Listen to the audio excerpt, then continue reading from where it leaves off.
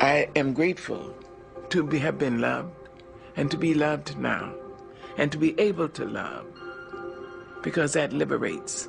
Love liberates. It doesn't just hold. That's ego. Love liberates.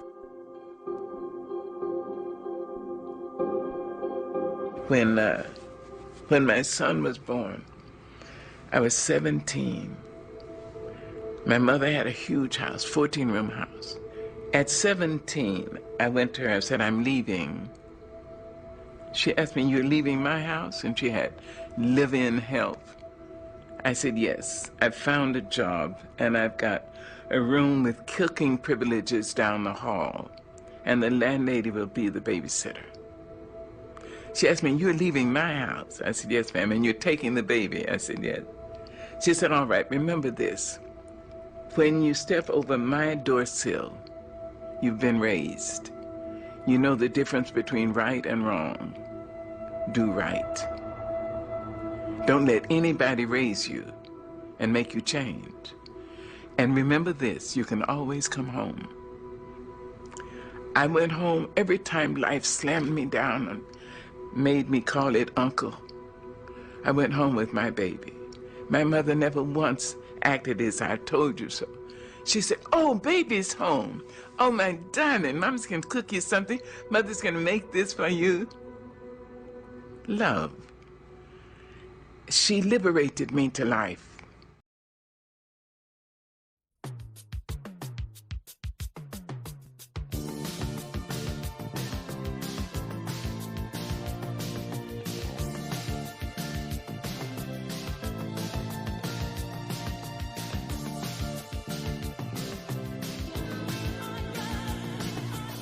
We are young, heartache to heart, we stand. No promises, no demands. Love is a battlefield.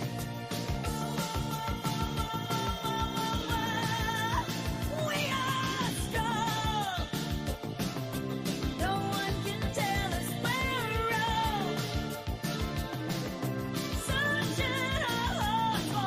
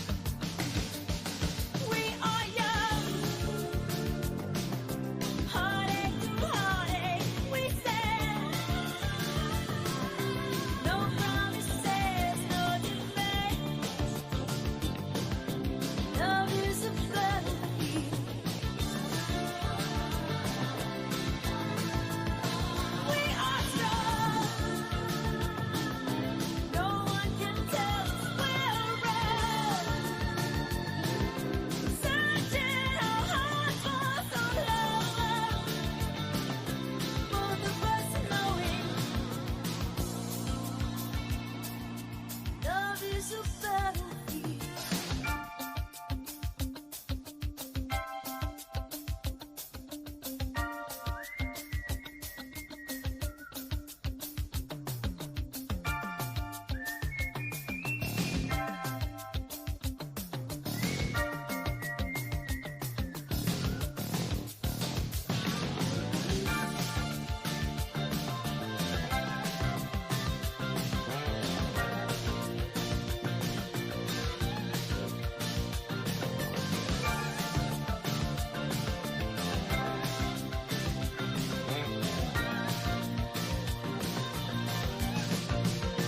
We are young,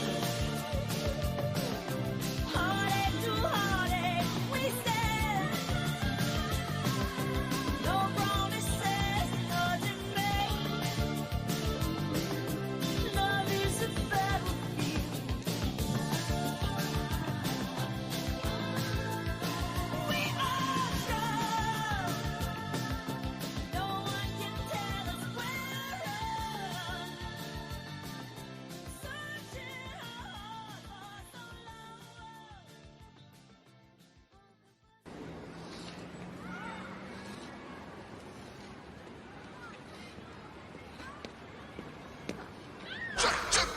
My heat! Move. China, It's your world. where you headed to? I'm going to get a slice. You going down the south? Word. I gotta make some deliveries and I'll check you back there, right? On the rebound. Bet. All right. Oh, shit. Let me check it out. That's the hype. Newest, latest. Let me tell you the story of right hand, left hand. It's a tale of good and evil. Hate.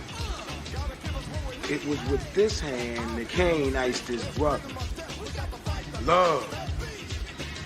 These 5 fingers, they go straight to the soul of man. The right hand, the hand of love. The story of life is this. Static. One hand is always fighting the other hand. And the left hand is kicking much ass. I mean, it looks like the right hand love is finished. But hold on, stop the presses, the right hand's coming back. Yeah, he got the left hand on the ropes now, that's right. Yeah, ooh, it's a devastating right and hate is hurt. He's down. Ooh, ooh, left hand hate KO'd by love. If I love you, I love you. But if I hate you,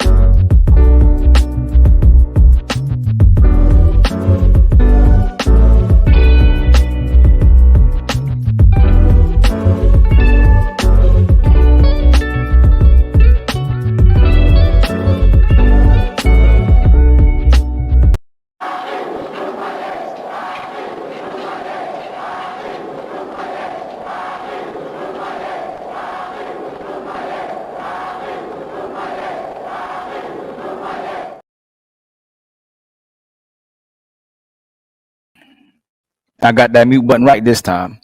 I got the mute button right this time. How y'all doing, family? Let me go down the list real quick of the people who've entered the building, and I respect that very much. Right now, we got 12 people in here. Hopefully, the rest of the crew come along while we get started. I'd like to give a shout out to DJ Witch Doctor, Truth. What's up, brother? Mrs. Doris, it's always great to see you. Always great to see you. And yes, ma'am, that right there is my Cash App. You can bless me as much as you like. I will not run from money. Support your brother. I'm trying to give y'all content every single day until I burn out. And it's hard for me to burn out, but I think it's my responsibility. I need to make a better effort in reaching the people without making people think I hate on anybody, without making people think I'm coming in with negative energy or trying to be divisive. So that's my pursuit. I'm trying to bring us together. I'm trying to have the conversation. I hope y'all enjoyed the last show, which I'm gonna speak about a little bit about what's going on, Marcus family. It's good to see you, family. I always appreciate your support, man. You everywhere. You showing love all the time to me, man. I truly appreciate it. Miss Adrian, I hope you cam up soon. Tonight, y'all, look, if you come, you gotta cam up. You gotta cam up. If you can't cam up, then yeah, we gotta ride without you. But I'm trying to make it as professional as possible. And more so than professional, I want like to set a certain ambiance where you can connect to the people. I want people to see your face. I want people to feel your energy. I don't want to be avatars over here. And it's no disrespect to anybody. I just want a real life type of conversation. If we can't be together, at least on these panels, we can. Shout out to the real. Great to see you, brother. Let me see, make sure I ain't miss anybody. Big Giz. It's always great to see you, family. What's good with you? Hope you're doing right out there, man. Hope you ain't out there messing up. Ray Midnight. It's great to see you. It's great to see you. It's great to see you. Always good to see you, man. Me and Fatty truly appreciate your support, man. You always with us, man. Always with us, no matter what, regardless of anything, man. We see you. DMV, I see you too, family. Daryl. I'll say salute back, but you say one thing, man, you're doing something else. I'm not sure what you got going on, but salute to you too. Let me see. I think that might be everybody. Nope. T.O. What's going on, family? Shout out to you too. So last show, Ashton hating. I know Ashton isn't hating. Ashton, come on, man. Come on, man. Give me a break. I'm trying to do the best I can. I had something going on, but Fatty asked me to do something else, so I try to get a little bit. I try to get some videos, but I might not need any videos based on the topic we're doing today. So give me a break, man. I'm trying. You know, we on CPT sometimes. I was on time every single day except for a little bit yesterday and a little bit today. I wasn't that late. Paulo, when you coming up? You can't be coming here leaving emojis and not camming up. We can't do that, family. And you still supposed to do the intro for me. I'm waiting for the intro. It ain't right if you don't do the intro. You got a special voice. If anybody needs a voiceover, if anybody needs someone to give them some type of shout out with their voice, or if you got a movie going on, you need to get this brother right here. His voice is crazy.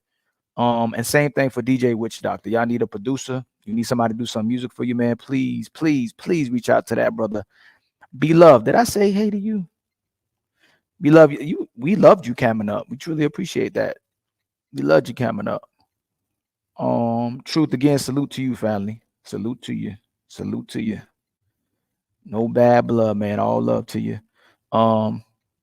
Miss Red Lipstick. Shout out to you. Thank you so much for coming out. The topic today is love is a battlefield. Now I want to say something. Marcus was hating on me and talking about what happened yesterday. I am trying my best while the beginning of this show starts to let everybody get a little feel of how the shows will go. I don't want to disrespect anybody. I don't want to time out anybody. I don't want to bring anybody down. I don't want to give nobody warnings. I don't want to treat nobody like kids. So as the course of this goes on, it's going to be very strict on how you maneuver here. As long as we have the conversation, I'll probably have it like uh clockwise or counterclockwise, clockwise, depending on how I want to go, on how we had the discussion, and then we can come back to the person, or the person can respond, have a chance to respond, and we'll keep going. We keep going depending on the flow of the conversation. Marcus was beating up on me because he said I need to host better, and I agree with him. 40 Boom said the same thing, but it happened in that little section while we were talking. I don't want to take down anybody. And when I connect to you and I see you as a friend and I connect with you, don't put me in a position like that. But if I have to take you down, I'll give you the warning. Then I'll take you down. You come back tomorrow. I ain't gonna block anybody, but we're here to have a conversation. There's other spaces you can go to on Facebook where y'all know you can be riled up and you can go back and forth. And I don't care about people being passionate and we having fun and acting up. Ain't nothing wrong with that. It's just the disrespectful part, or when somebody's speaking and someone gets cut off. DJ, which doctor, man, you still got to send me some beats. I need some more beats, man. I need some more beats. So that's it for that part of yesterday's show. I hope y'all enjoyed yesterday's show. Today's topic is love is a battlefield. So the reason why I did this, I was going to do another topic, and I'll keep that. I won't talk about that because I just everything I do, I want to just let it be. Just go along with the show. But Fatty, we were talking about last Fatty's last live. We were talking about who's wrong in relationships, whether it's friendships, whether it's intimate relationships, whether it's uh relationships with family. Who's wrong when someone's done wrong and someone is still loving them or giving them grace? If someone does you wrong and you continue to give them grace, is that person wrong? Or is the person who is being given grace wrong? So if I do you wrong and then you forgive me and then I do you wrong again, is it my fault or is it your fault? And to me, like I said, this is why I'm turning a new leaf. I believe we are in a place where that first video I showed y'all with Maya Angelou, where she was talking about love liberates. If any of y'all want to hop on, you can too. Where she was saying, love liberates. We do have to get into a place where we have to let people do what they want to do, to a certain extent, given the current life that we have now. We're not living in traditional times. We're not living in a time where men and women are following certain gender roles. We're living in a time where people are blatantly and with disregard to how they affect other people, doing what they want to do. Is it our responsibility to do people right? Is it our responsibility to take care of each other? Is it our responsibility to do right by each other? Or are we put here to do what we want? And that's why we keep asking, are we bad and we trying to be good? Or are we good people trying to be bad? I believe you here to either build, or you either here to destroy. You either here to breathe life into somebody, um, or you're here to breathe death into somebody. And so when I speak to people, again, I really care about my message being delivered, and I'm making that as well known as possible as I can with each live that continues.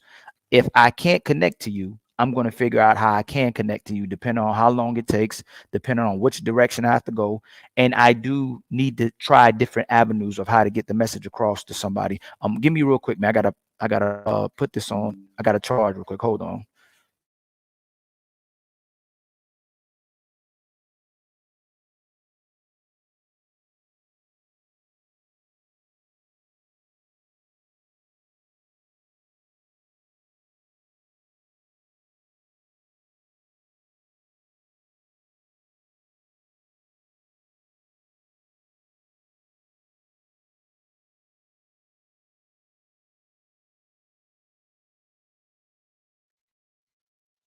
Boy, I was about to lose y'all. I was about to lose the whole stream. Um, Truth says, I'm here to destroy and rebuild. I think there's nothing wrong with that, depending on what direction you're taking. I guess sometimes that's how we can look at Thanos, the direction Thanos took. And regardless to him wanting to wipe out the whole world and start over again. I don't think depending on the intellects and the way people perceive that, or things we saw, we refer to the Bible where God um destroyed everyone in the beginning of the Bible. In um in some way or fashion, I can see how that may be something that becomes inevitable for something to happen, depending on what where this course of life goes, and depends on how bad things get. I think maybe there's a time where we have to destroy and rebuild. I was speaking on to someone about that before, and how strict do we get on that? And when we destroy and rebuild, do we have to create strict laws, a strict culture, and be really serious about what people can do and what people can't do? Because it seems like if 10 people are doing what they're supposed to do, and you allow one person to do whatever they want to do, excuse me, it throws everyone off. And more than ever in my life, I understand why that saying, the saying of um, "you're as strong as your weakest link," makes very good sense. You're as strong as your weakest link, because that link can eventually you can succumb to that weak link, and everybody can end up being just like that weak link. So again, I want to speak to the person in you that can listen. I don't want to speak to the person to you where I'll push you away. I don't want to speak to the person to you um that makes you think I come, with hate, or I come with condemning somebody. And I have to be more responsible with that on this channel, on my platform. I think sometimes on different platforms I'm always responding to a place where I feel like people may be being disingenuous, and y'all know I love using that word. What's funny, I don't think I use that word a lot on this on my platform. People can be disingenuous, people can derail, people can distract from or detract from what we're trying to say. People fail at truly holding themselves accountable or being intentional with the conversation or what we're discussing. And maybe it's supposed to be like that on different platforms. I don't know. I'm trying to think about what places I go where I feel like certain conversations can happen in a way where people just don't go crazy. And I'm not sure. I know there's great uh platforms on here regardless of how it's going. I think they're trying to create a more realistic approach, I guess, with the discussions of saying, hey, this is how people really react, interact. But I think it takes away from the conversation when we let people just act how they want to act. So when I speak, I want to speak to the innocence in you. I want to speak to the intelligence in you. I want to speak in the eyes of how a father or mother would speak to you, and how a mother and father would judge without condemning you and without trying to hurt you. I'm not trying to speak to the hurt person in you. I'm not trying to speak to the broken person to you. I'm not trying to be divisive. I'm not trying to be, again, condemning. I'm not what I say can't be hateful or condemning or angry, because it's what not only parents would say, but it's what you would say to your kids, hopefully. you know we have to think about that. And then when you break certain things down, it almost looked like it's two sides of the coin of what, again, why I'm doing this show, what me and Fatty were talking about. There's people who love, um they love a people, and truly coming intentional, they end up being someone who's always trying to fix someone. But then you have that martyr complex, right? You're always trying to fix somebody, and you're trying to be a good person, but you end up possibly lose yourself having a martyr complex. Your love, the way you love now, has become loving someone, you know and I believe in some way or fashion, it's you trying to truly connect people, but you can get lost in always trying to fix people. And then you have people who always want to be fixed, and they play the victim mentality, and they'll say, hey, if you love me, you wouldn't have left me for not changing. So I believe there's love that truly reciprocates, where you elevate each other and you push each other as high as you can be. A man being the epitome of what a man's supposed to be, a woman being the epitome of what a woman's supposed to be, and you both engage in a way when you're investing in procreation of a child, which is the epitome of love. Is that life force is always being at the highest we can be and creating the best child we can create. And I think it could be interchangeable. Man and woman both can do it. You can be a woman that's always trying to fix somebody. You can be a man that's always trying to be man or woman that's trying to be fixed. Like, you don't do any type of changes. You think that love is always trying to fix you, depending on how your experience was, versus the fact that you're ultimately doing whatever both people need to be enriched and be great individuals that take care of each other for each other's survival. I truly believe that women are supposed to help men do what they're supposed to do, and men are supposed to help women do what they're supposed to do. We're all here to serve each other. and we're supposed to manipulate each other in a good way, not in a bad way. We're supposed to manipulate each other. You're supposed to be useful, not useless. And I believe the greatest thing you can give somebody is grace. You know, we got to give each other grace. Grace is very golden, and that's why we having this discussion, because if someone is giving someone grace, if all of us are imperfect people meeting each other or coming into interaction with each other, we have to come to a place where we have to understand that most of us is going to have to give each other grace. You might have did somebody wrong, and someone has to give you grace, or that person did someone wrong and they have to give you grace. But then what's happening ultimately in life is the people who giving grace are looked at as enablers and weak. That's the thing that's bothered me. In what capacity can the person that's continue to love the person who's looked at as the enabler? And I'm saying in the most positive way. I ain't saying somebody just completely being taken advantage of because they're that insecure. I'm talking about someone that's people like us, all of us, giving grace becomes the person that's the enabler, instead of the person who's continue to try and love somebody. Hold on real quick. I got this thing ain't plugged up. Hold on, give me one second.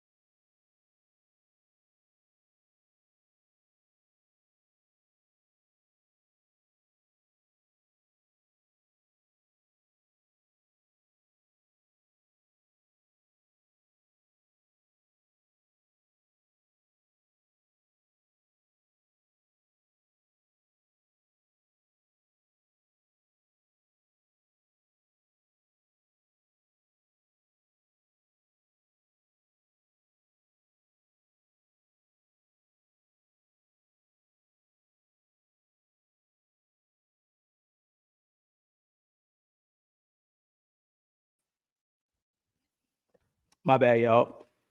That's my fault. I don't know why I had to get another charger. But again, I believe the grace is the greatest thing that we can give each other. Hold on real quick. Where my thing go?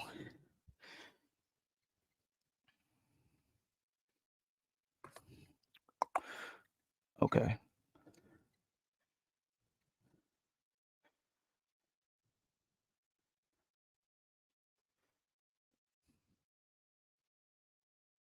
I want to give a shout out to Mr. Paul Lawrence too, man, for sending the cash app.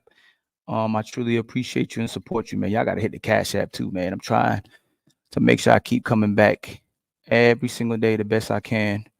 And again, I'll put my email down too if y'all want me to address certain topics or certain content or current events. Where is that at?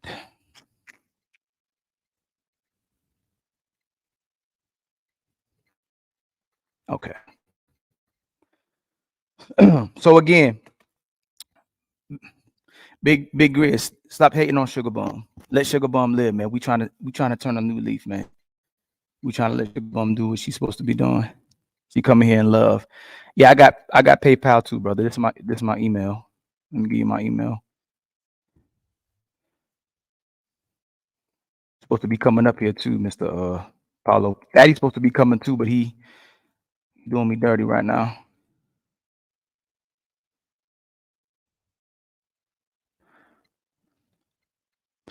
And Truth, you could pop up too if you want to, man.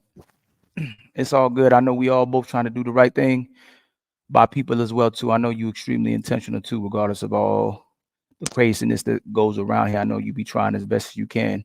But again, hold on real quick.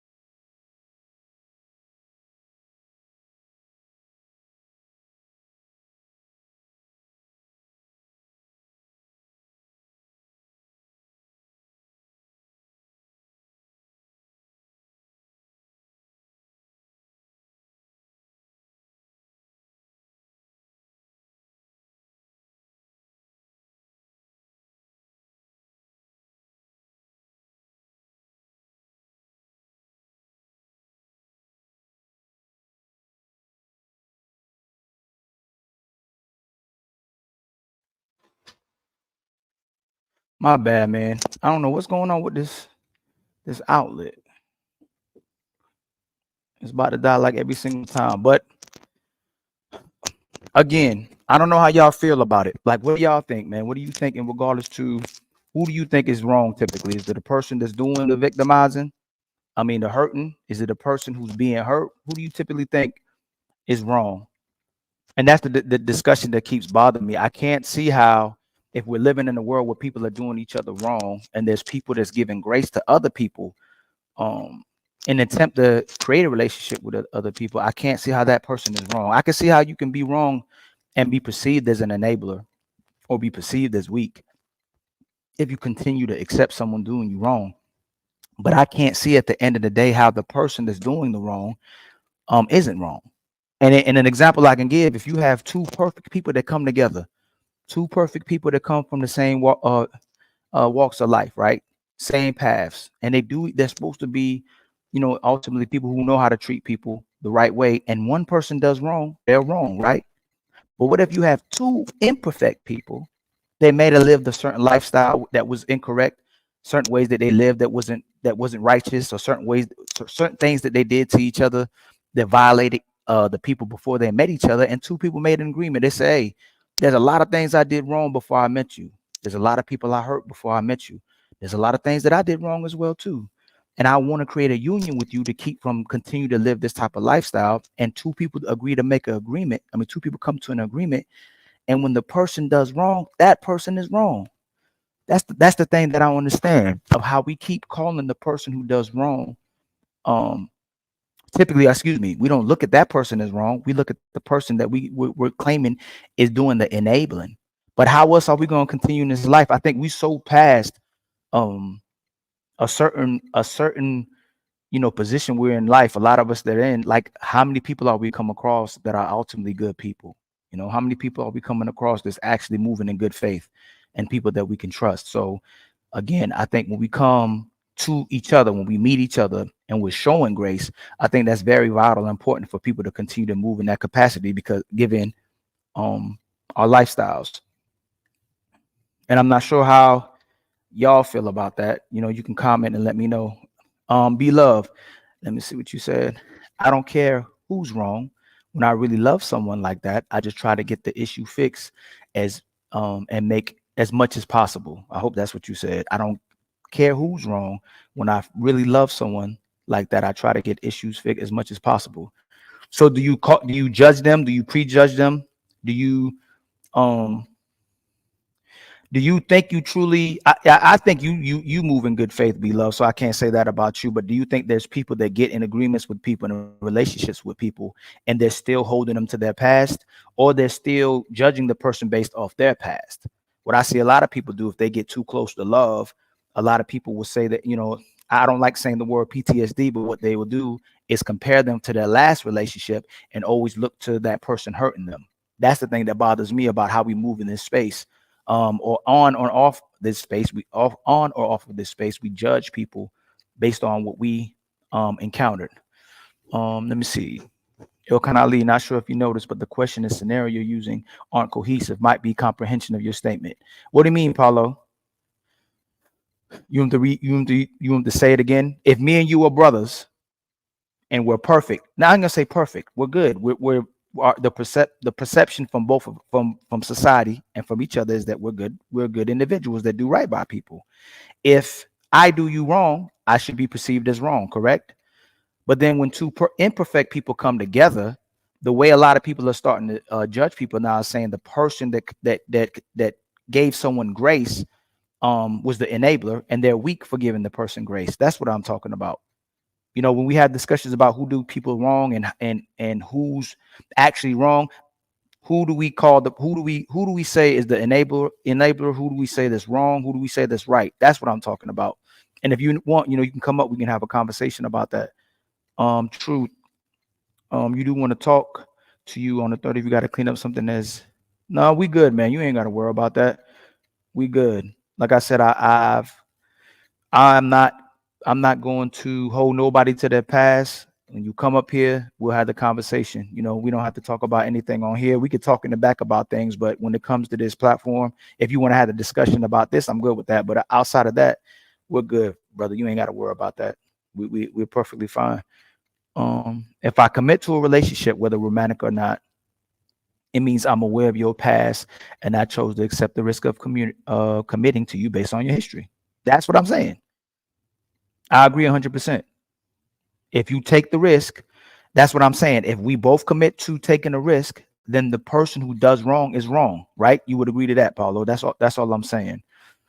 I think the person who does wrong in a commitment is the person that's responsible of either fixing it or have to accept what they did to that person if that person chooses to walk away instead of giving them grace. That's all I'm saying. And that's what when me and Fatty were talking, I think that's where the confusion was coming. I was telling them that it is your fault ultimately on the surface level if you continue to deal with someone you know is hurting you. But at the end of the day, isn't giving grace. I see you, Fatty.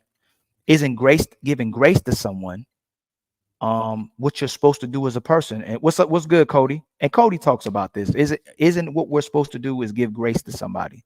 If we meet each other and we know that most of us have done someone wrong or most of us have made mistakes, aren't we um essentially have to give grace to each other, especially if we don't know our history? I think that's a lot of reasons why sometimes people don't want to talk about their past, because you can prejudge them.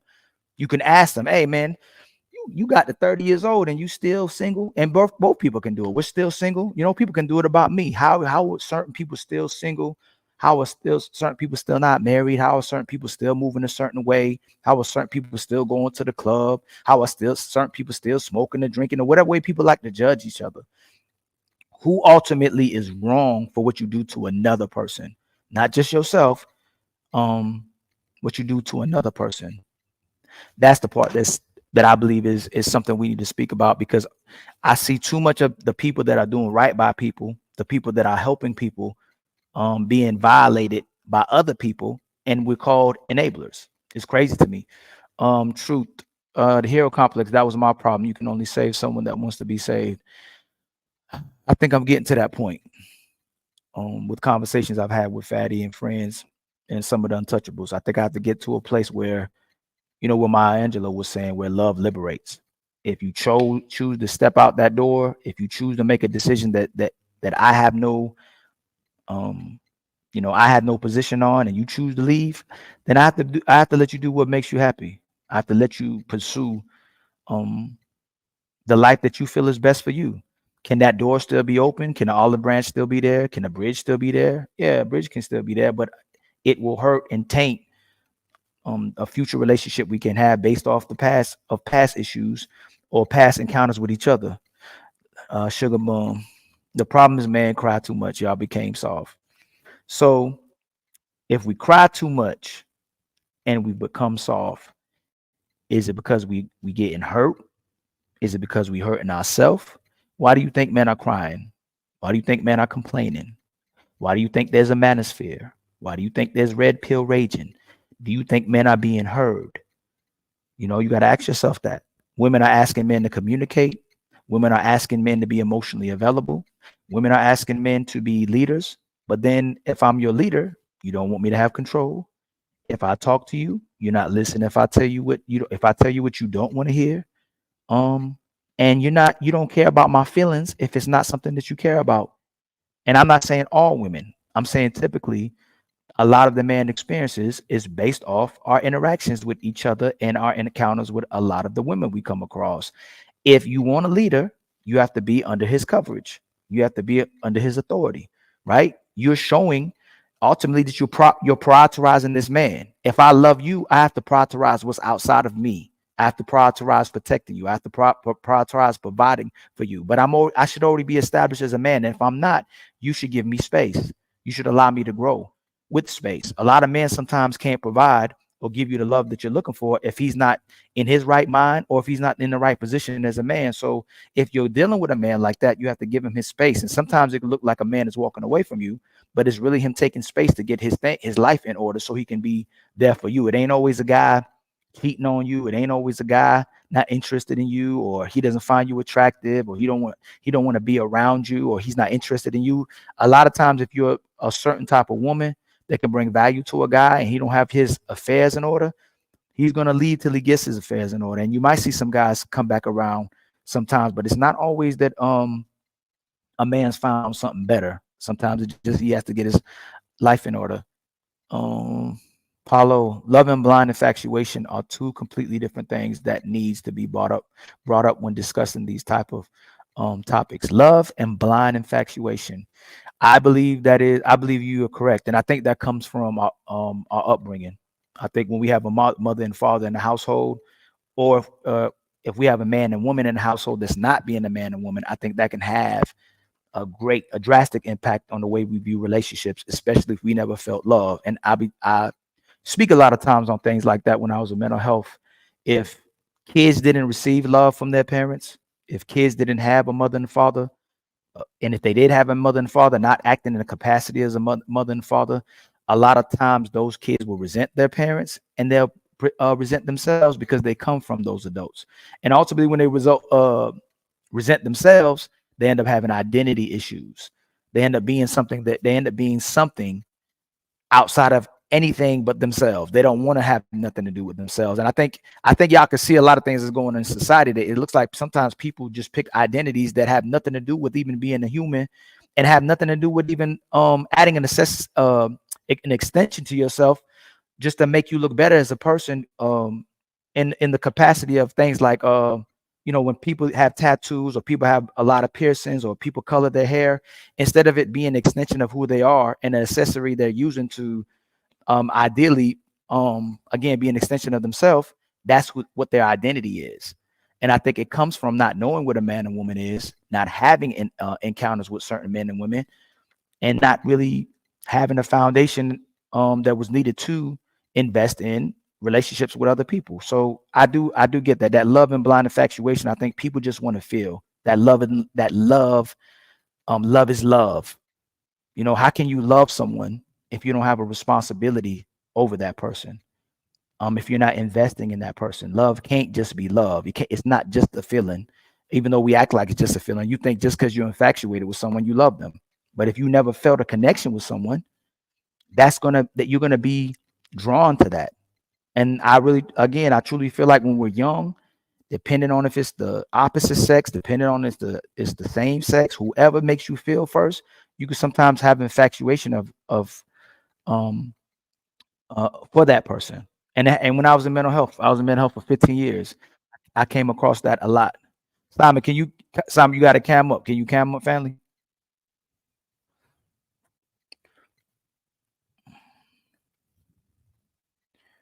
Can you wave? Yeah, there you go. Yeah, we you got to cam up. How you doing, brother? What's up? What's up, Can man? you How hear your me? day going? Yeah, I can hear you. You ain't gonna Long troll day. me, are I ain't. Nah, nah, nah. I ain't trolling, man. It's late night over here, man. So I'm just you? chilling. I It's always late get night. on. Yeah, yeah, yeah. I always get on late night because my daughter's in the back, so like she's sleeping. So that's what's going Where, on. A lot wait, of people getting. where were you? Where were you again? I'm in London, bro. Oh, you in London? I gotta Yeah, yeah, visit yeah. London, man. How much is the flight to London? Where you at? What's that? It depends where you at. In North Carolina? Well, it probably cost you about £7, bro. 7 bands Yeah, to come to London? yeah, on a good flight where you're comfortable. I don't know. That's me anyway. 7 bands. Yeah, it's I mean, nothing. I could spend 7 bands, but that's a that. Hold on, London Yo, if from you want to London. have a good, if you want to have a good holiday, you need to at least have one Let's see. saved up, and There ain't and no and set. have about 3 bands in the background because I ain't doing that. You get what I'm saying? If I ever came to New York, you get what I'm saying? It's like It ain't no set. Over here saying almost 600 to $1,000. Where you get 7 bands from? You mean that's £7? a, no, no, no. That's the same thing. That's correct. That's six. That when I'm saying like 7 bands, I'm saying like 7K. You need to have a bit in the background. I've seen some people come over here. They ain't got shit. Man, you better Google that. Ain't no $7,000. Ain't nobody spend no seven thousand You dollars. need you need that, like, because it's expensive over here. So But it depends on what kind of holiday you want to have. You can do that camping trip. I've seen people come over here on a backpack thing, and they're traveling all over the world, and they do that happy nappy thing in those those gimme guy hotels. It's just like, but I don't want to be sleeping like that. you So sound like that sound like a vacation and a whole bunch of yeah, seven no, yeah, thousand dollars. it depends on who you are. It really does. Like that, it really does. Be love said it isn't that expensive, man. He told me Yeah, seven. I was well, about to come to maybe London. $7,000. you could, yo. I'll say you could do that on 1/3 of what I just said, but I'm just saying, me personally, if I go somewhere, I need to be comfortable, and that's just Okay. what it is. Most So people, how long you been watching, Simon? who you or your channel? How long you been watching this show? This show. Gotta put this on this. Well, since you began, man, I've been waiting for you to do your shit. I think Thank you. like what you do That's, is really prolific, thank and you, man. I remember when you first came on, intellectual soapbox with Lola, Oh, you and remember?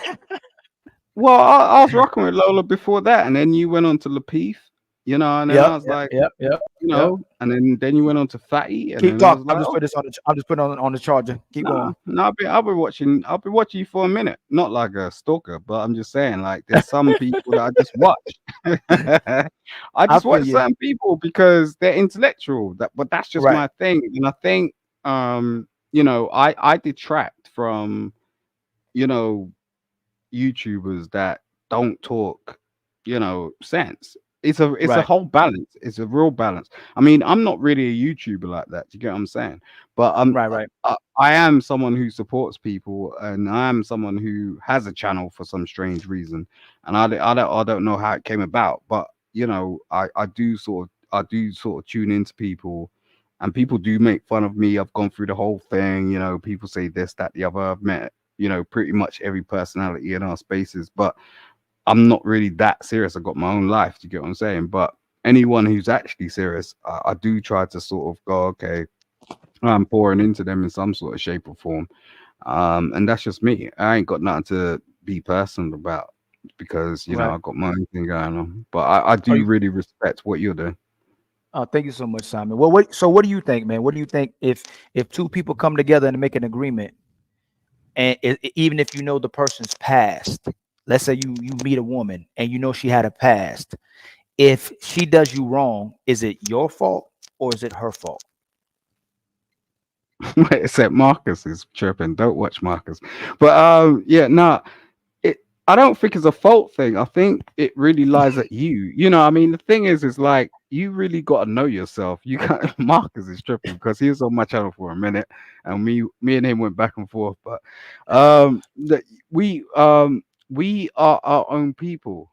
And this is why I speak to most of what you speak to in my real life. To be fair, Right. and this is why I like what you do because it's like I don't really talk about it or go on panels and do that shit. But to be honest, you get what I'm saying? When we're talking about people, it's like, if you've actually experienced a relationship, you would know what that is. And most Right. of the time, when we're on these panels, most of the guys that we're interacting with don't actually know what that is. They don't. Hmm. You get what I'm saying? But Hmm. they have free will to have their opinion, and that's cool. But the Right. fact of I was in and I still, even though I divorced my lady, that I was in and I call her a lady for a reason because she's a lady. There's no one that can compare to her. So, the fact of the matter is we sort of portray things in a certain type of way. It's just like, yeah, you got divorced, it was bad. Oh, 50-50 split, this, that, what. No, that's not necessarily what goes down, Right. and it's just another conversation. It's like I still love this lady, we had a child together, we still have conversations, we worked it Right. out, we was able to work it out. The problem is Right. is like I would say 90% of the people can't work it out. They have an issue. So the thing is that when I talk, I'm like, don't be afraid of marriage. You can't be Right. afraid of marriage. Marriage is a good thing. Hmm. 10 years of my life that I spent with that lady, I learned the most, Right. more than I could ever learn from some other man.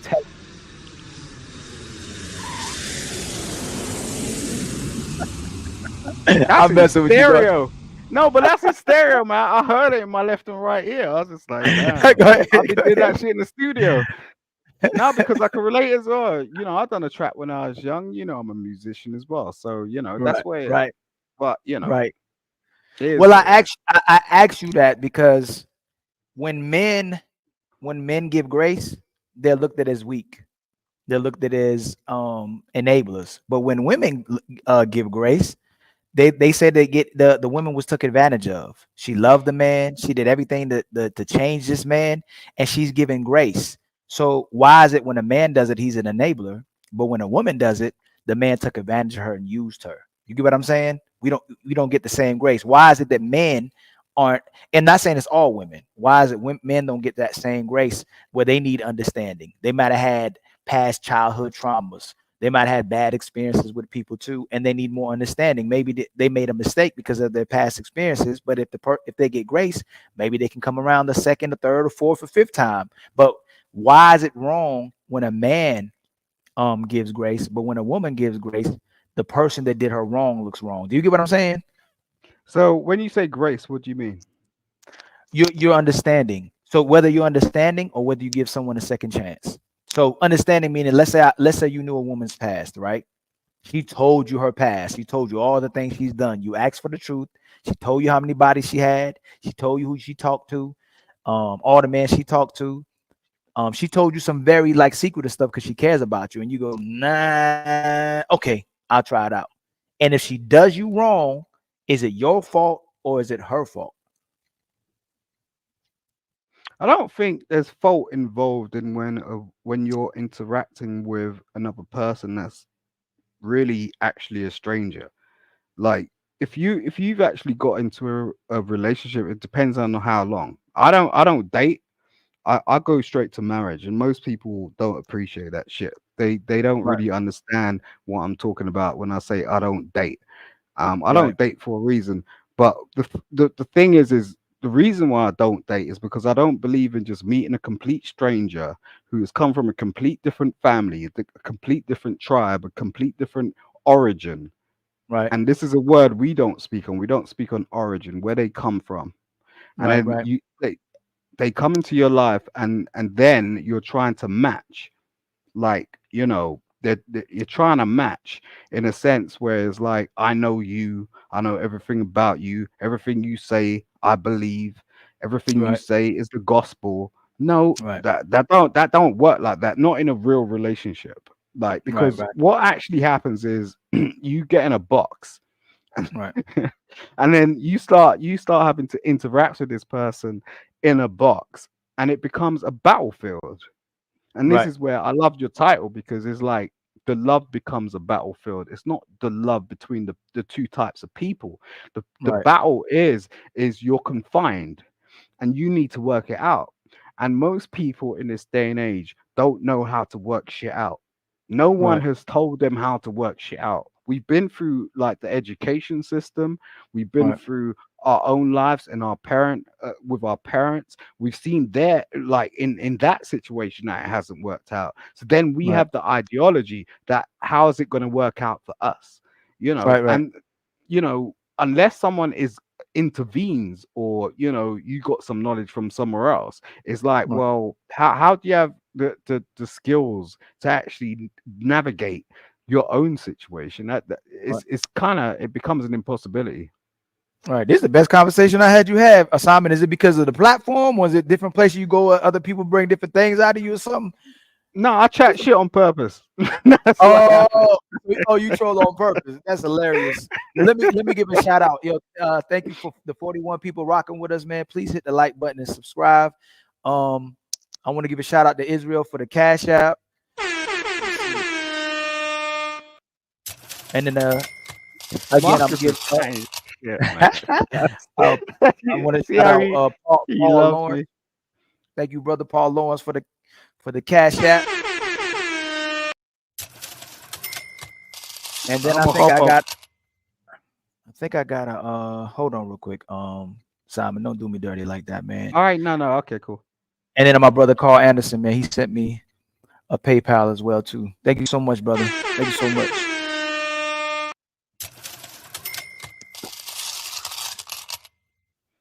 But what so do you think in love being the battlefield? Do you think in life right now, like people to be like, if you see what's happening in society right now with that love and hate? You saw the video in the beginning that I played.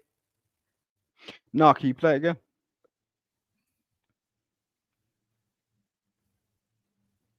Just being honest. Yeah, yeah, that's okay. At least you being honest, man. At least you being honest. Hold on.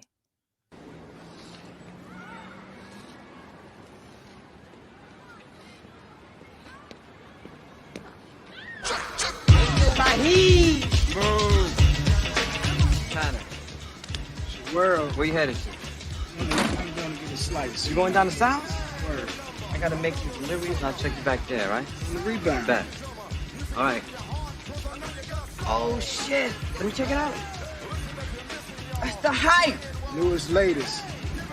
Let me tell you the story of right hand, left hand. It's a tale of good and evil. Hey, it was with this hand that Cain iced his brother. Love. These 5 fingers, they go straight to the soul of man. The right hand, the hand of love. The story of life is this. Static. One hand is always fighting the other hand. And the left hand is kicking much ass. I mean, it looks like the right hand love is finished. But hold on, stop the presses, the right hand's coming back. Yeah, he got the left hand on the ropes now, that's right. Yeah, ooh, it's a devastating right and hate is hurt. He's down. Ooh, ooh, left hand hate KO'd by love. If I love you, I love you. But if I hate you, Here we Simon, when you ran off to? I'm here, bro. Can you hear me? Oh, yeah, I can hear you. You coming up? Oh, sorry. So 1 sec. Yeah. Yeah, no, I'm here. So the reason why I think that's what life ultimately is. I think that's why people always try to change somebody. Like people want you to accommodate whether they're living in a good manner or they're living in a negative manner, and they want you to fit their lives. You know, if they're smoking and drinking, they ultimately, you know, they want you to smoke and drink. If they're not smoking and drinking, they don't want you to smoke and drink. But I see a lot of times when people come in contact with each other, especially if you weren't raised a certain way, you didn't have a certain culture or certain background, the person is always trying to change the other person into what they're comfortable with. You understand what I'm saying? And a lot, Hmm. again, it seems like there's love and there's everything else. Do you You believe? could hold on real quick. Do you? Simon, the truth, I know your camera messed up, man. You can come up. Go ahead. Simon, that's my bad, man. Um, I was gonna say, do you believe in hierarchy? I believe in hierarchy as long as it operates in purpose. You know, like a father, like a man. As long as a man is moving in a way to establish order, I believe in hierarchy. I don't believe a hierarchy should exist to control people in a negative manner and make people slaves. I think it should implement order, where men and women are moving in a certain way to where we're investing in you know, a great civilization. I don't think you should rule over people and make people your slaves, but I think there should be order where people have a responsibility to each other. So yeah, I believe in a hierarchy as long as that it's with purpose to better people versus reverse controlling people. So, real talk, where do you feel like you fit in this? In Are this you at the work, top, middle, bottom? Are you at the top, middle, or bottom? in Because as an yeah, individual, you personally, like in hierarchy, how do you well, feel like you? I'm realistic. Like, well, most of us are controlled. Most of us are aligning as friends, and most of us, you know, may align with certain relatives. But a lot of people, for the most part, I think there's a lot more people going against love than there are with love. But I think they want to be good people. But I think the society we have outside of us is conditioning and programming us to go against each other. So I think we're like low in the hierarchy. The people in power are controlling us and dividing us and making us go against not only us or each other but ourselves. So you do you really believe that? You really believe like the people at the top, whoever they are, or Hmm. wherever they are, or whatever the Hmm. top is, are trying to control us and make They do. us Oh, they do okay. control. They they they. It starts with the school system, right? We're being educated by them. That we're being entertained by them. We're being provided food by them, and it's not necessarily off our fault. We're the offspring of things that happened before us. So civilizations will conquer each other. You were either conquer or you were conquered. And now this civilization has done its best to normalize being conquered. So we, in a way, we romanticize our slavery. I think majority of people in the world are slaves, and mentally, we could say as physically as well too, but more so I say mentally because the shackles are here now. It's not necessarily on you. We're slaves to debt. We're slaves to our house. We're slaves to our car. We're slaves to um their intention, their intent in working for them. You know, we work for income. We work for money. We make money instead of or we well money is making us instead of us making money for our families. You get what I'm saying? Like we should be investing in family, but we're investing more so in the superficial life instead of investing in each other. Is that your like personal sort of situation, or do you think that's a general thing? That's a Like general when you thing. So say we're, like because I don't do that. I personally invest in my family for first and foremost. I don't even deal with people like that. oh you're asking me if if I deal with people. Yeah, I'm no, I was asking, is it like you think that's a general thing, or is it you personally? It was no, it's a general thing. Most of us are. Most of us have to So pay to live. Like animals don't have to pay to live. Insects don't have to pay to live. We have to pay to live. They've created poverty instead of us living on off the land the way the higher power or God or creator intended. We shouldn't be paying to live, but we're conquered people that generationally have it's like it's we've it's been normalized because that's what we know. but essentially we're supposed to be just like animals and insects, not actually being like animals and insects, but we're supposed to be free people. We're supposed to be living off the land. Okay. I mean, I think What do that's you think? I You don't think so? I don't know. No, I just think that I don't want to go into the argument of insects because I think I think that's and animals because I think they have their own hierarchy and you can see it every day because if you take a stray cat and a cat that's owned domestically, you can see the difference. So that's the difference in human beings. Like there's domesticated and there's the strays. And the fact of the matter is you know it depends on what situation you fall into, and yeah, it can become a battlefield. So we're talking about loving in a number of ways. It's not just the Right, personal individualized sort of situation where you're in a household and you choose a couple, you right, choose to be with this person, but there's love on a greater scale, right? there's right, there's right, a centurion love where it's right, like we understand there's a connection that has an experience which affects us and it trickles down. right. Am I Yeah, wrong? I don't know. yeah. There's I've always individual. felt this as a teenager, like that we're all connected, some way or shape or form, and that's the Right. original I reason think I got on I YouTube. think right. That's true love. I think the village is true love. Is everybody Mm, as a whole coming together. It's not just you as an individual trying to just push yourself. It's everyone understanding our responsibilities to each other as men and women.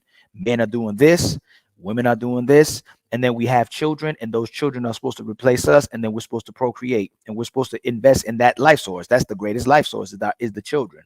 But what's happened mm, is they've separated us on so many different things and so many different avenues of life in regards to the things we like doing now. We're not really invested in each other. We're invested in everything else, in money, consumerism, um, material things. It's not more so into each other. We're not like look at the quality of people.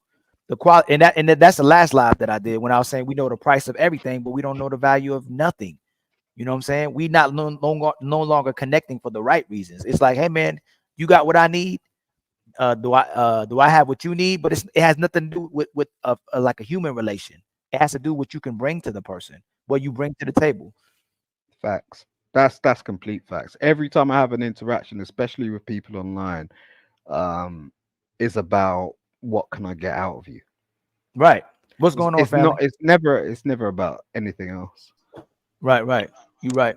Truth, that's you. Yes, good evening, bro. How you doing, family? What you got on the topic, family? Uh, this is a much needed conversation, man. Love is a battlefield. When you think about it, that's exactly what it is. You got two basically different individuals coming together to try to formulate a common goal. We in war. Most of the time, war happens, then peace is the last thing that that's the result of war. War happens, Right, and then you have right. peace afterwards. That's So funny. that's I I heard a noise when you said war, man. I heard something. hmm?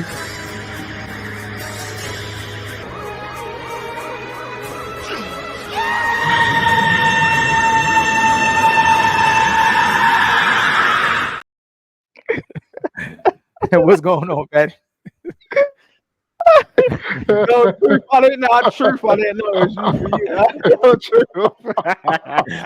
The truth ain't know what was going on. He's like, man, I come didn't know on, what was man. going Mute on. myself, Eli, bro. Eli came in Yeah. peace, man. Go ahead, truth, man. One thing, this is one thing I gotta say before I go back in, man. Y'all presentations have been on fire, That's all I can say. Like even down to Fatty, how everything transpire, and then he'd be like, "Last time on such and such," like last time on Dragon Ball Z, like that shit is Right, hard, right, right, right, right, right. I gotta Hard. catch up with Fatty. Fatty got on lock. Yeah, I gotta catch up but with him. yeah, essentially, like you was talking about earlier, a lot of us come from different backgrounds. We have a lot of different experiences, especially in relationships. Some relationships ended with cordiality, and some of it ended horribly. And those Right, things we do bring that along, in our daily lives when we interact with other people. right, Um, so when two different people are trying to come together, it's essentially a battle. We're trying to find the best way to have whatever the vision is for that to, be basically commenced. We're trying to find a way to make this work. Right. Love is the glue. And y'all spoke about it earlier. A lot of people get the love, lust, and infatuation mixed up. Those three things. Love is the glue. If you actually love someone, and we keep trying to change what love actually is. Like one minute, people will say, "Oh, love is conditional." Love is not conditional.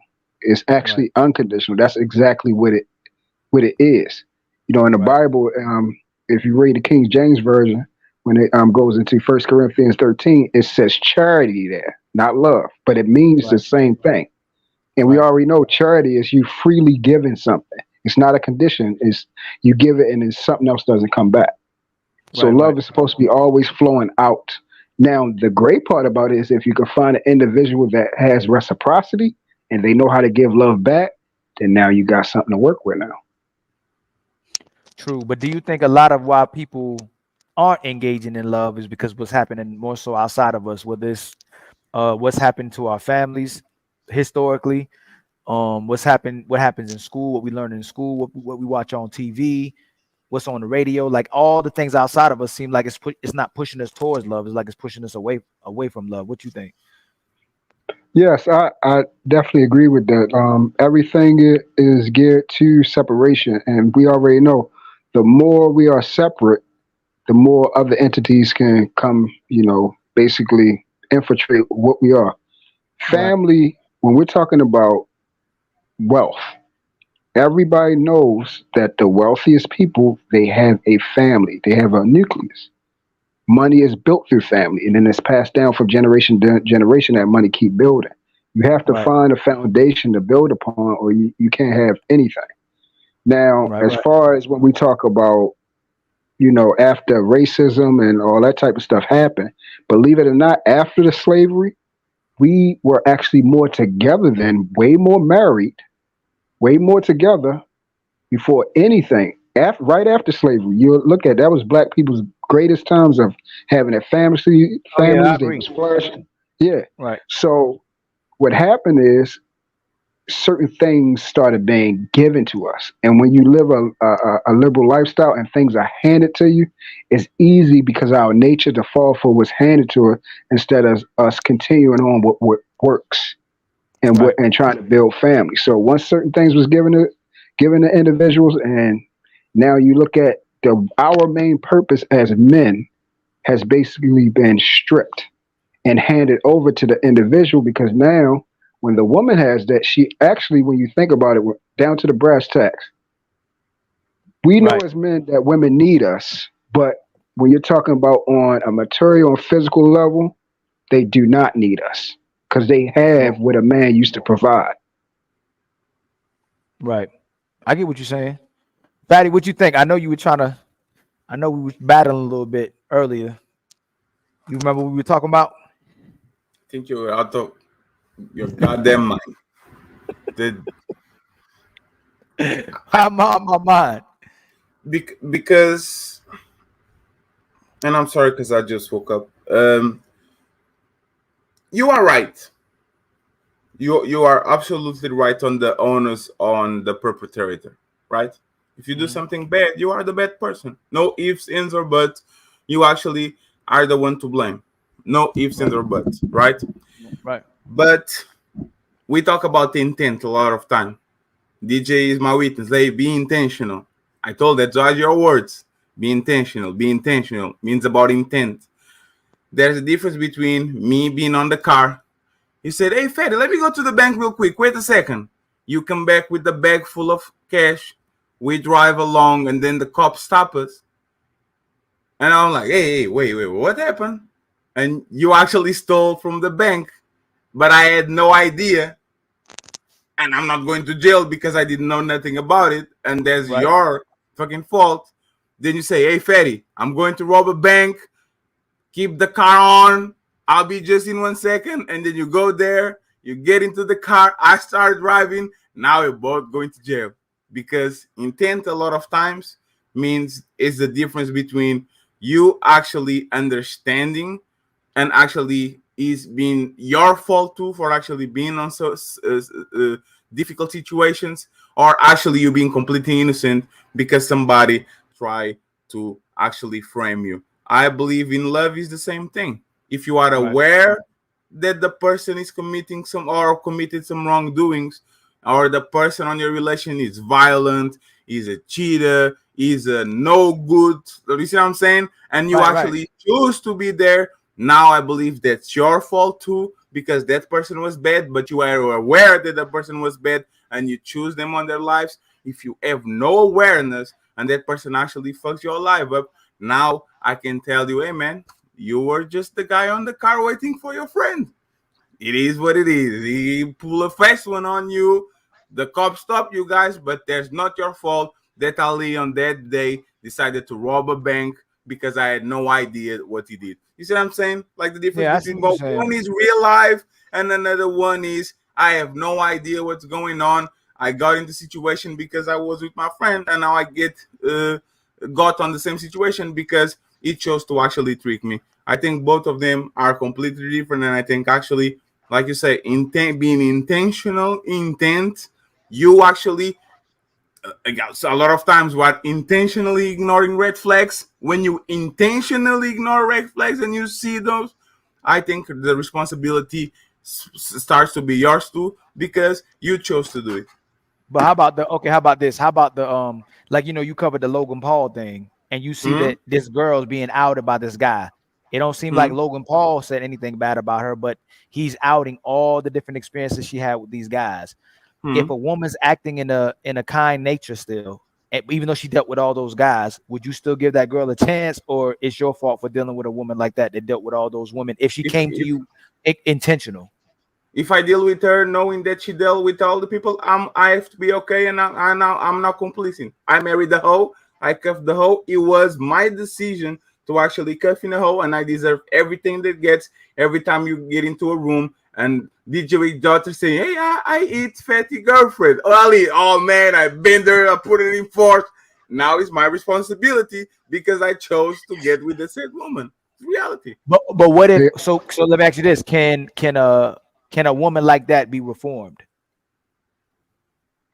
Absolutely, but you can't, like I say, you can't unfuck nobody.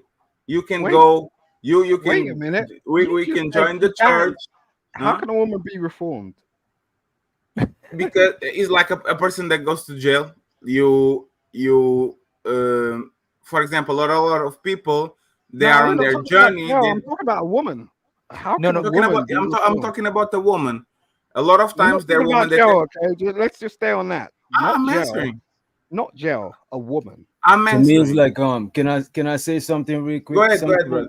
Sometimes when people do stuff, it don't be like in the intentions to do shit like that. Some people they raised a certain way and they just come up broken. So I think people like that could be reformed if you show them a How? different way. You know what I'm The saying? question was all right. how. Yeah. It So could check. be, So yeah. For the yeah. right So check person, this. a woman would through reform, through you know. the through You're gonna go religion. out your way to. You're gonna go out Let your me way answer to quickly. reform a Let me woman. answer Oh, quickly. no, I was just going to DJ because he said something. I'm just saying. So you're gonna go out your way to reform a woman. No, I'm not saying you gotta go out of your way. Okay. Thank you very much. The question Thank you is very much. can a woman be reformed? Isn't that the question? Yeah, that's the Yeah. Yeah. question. What are I you need So to talking know. I Hold on, need so to Simon. know. Hold on, Simon. Let DJ finish and then let Truth go. No, I was finished. You could I'm go on mute. ahead, I'm Truth. gonna You go on could mute now. Okay, reform go a ahead, Truth. woman. hold on. Truth. I mean, Simon. Yeah. Simon, you can go after Truth. Yeah. So what we got to realize, and it's what I said earlier: if someone doesn't want help, you can't force that on them. We're not God. At the end of the day, when people have trauma through their past experiences, we can't fix that. You're only human. You only can do what's right now with them. You can show them through example of how to live a decent life. But a lot of people, like for instance, all right, so my experience is when I meet a woman and they see what type of man I am. What happens is they then in turn like, okay, well damn, now I got to be something different now because I haven't never dealt with somebody like that. And a lot Right. of times when you are on solid ground, you move differently. You ain't out here doing a whole bunch of stuff. You work, you take care of your kids, all these type of things. You're a solid man.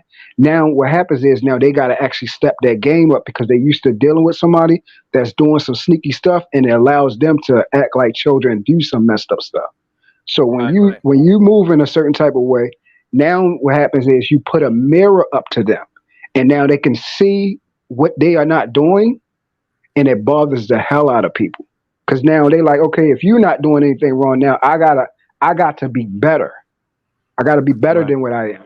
If you're a man that comes home now, I got to be a woman that comes home and stuff like that. They don't. A lot of people do not want that type of change in their life because it bothers them. It hurts because Right. now they actually like picture you and you got a bowl full of fruits and all of y'all are apples, but one of them is an orange. That's going to stick out so bad, and it's uncomfortable for people, and that's why a lot of people, you notice, like, let's say you get in a car. I'm gonna use this. You get in a car. Let's say you listen to church music, and you got everybody else in there. They don't listen to that. It's going to drive them crazy. Right. It's going to drive them crazy. So we're coming into relationships without being honest about who we are. Most women they say they want a godly man. Then when they get with a godly man, a real one, they don't know what to do with it because they never seen it before. So they always revert back to what they believe that they can do with a godly man instead of living for God and Right. doing what's right. And then what happens is that mask fall right off, and then now y'all gonna clash because y'all unequally yoked. Y'all completely different. Until they meet somebody like that, they do not know how far they got to go to actually improve, and that's where a lot of relationships fall apart. What you want to say, Simon? What I see you shaking your head. What you trying to say? No, I think that's the whole truth, man. And it's like when me and Truth met originally, we had a whole falling out, but then we got on the same page, and that was just later on because that's what happens. When you meet someone for the first time, you don't really understand who they are. You don't Right. understand their background. You don't understand where they're coming from. But then it's like it's a matter of character. So it's like, are you willing to sort of actually try to figure out who they are? Are you actually try to sort of work with them? And then it comes to the point of then, okay, well, let's get in a house.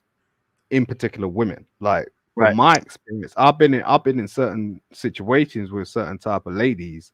I put them in like a pent suite and had two bathrooms, and they got freaked out because they've never experienced that before. They were like, "God damn, you got two en suites." It's like, what's going on here? It's like trying to work this shit out. Like it's like and that was weird to me. I was just like, God damn, you never been in a house with two en suites, you know? I don't know. That you don't, you can front as much as you want. You're gonna experience No, that it's one my at it's one my point in time hamburger. in your life. My hamburger is I know smaller what than you're me. playing with, fatty man. This is just a whole education for you. I know what it is, but I'm My just But I'm saying, when so. when you But do grow you up, think it's a bit different. so? What Simon was asking, Fatty? Are there people who can't be reformed? so sorry. Asking if a woman can be reformed the same way as asking if an alcoholic can be reformed. Absolutely, but there's a risk and a cost to it, right? Either Right. by great mentorship, right?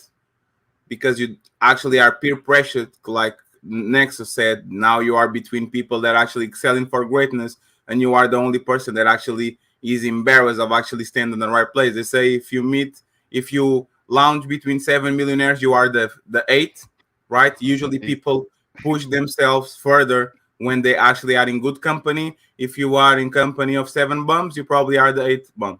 Like that's why Right. hoes hang around with us. So a great mentorship, peer pressure. What do you know about alcoholism? One second. Hold on. Religion. Right. Religion is another strong one that usually people actually people change their mind.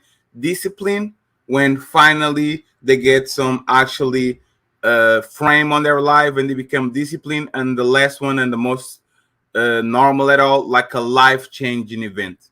when people actually experience their mortality in some type of way. For example, I eat like a fucking dumbass, but tomorrow, if I had a heart attack or if I go to the doctor and they say, "Hey man, you are very close to diabetes type 2," I'm coming with salads left and right every day to this stream because Bingo. I got my Bingo. mortality actually checked.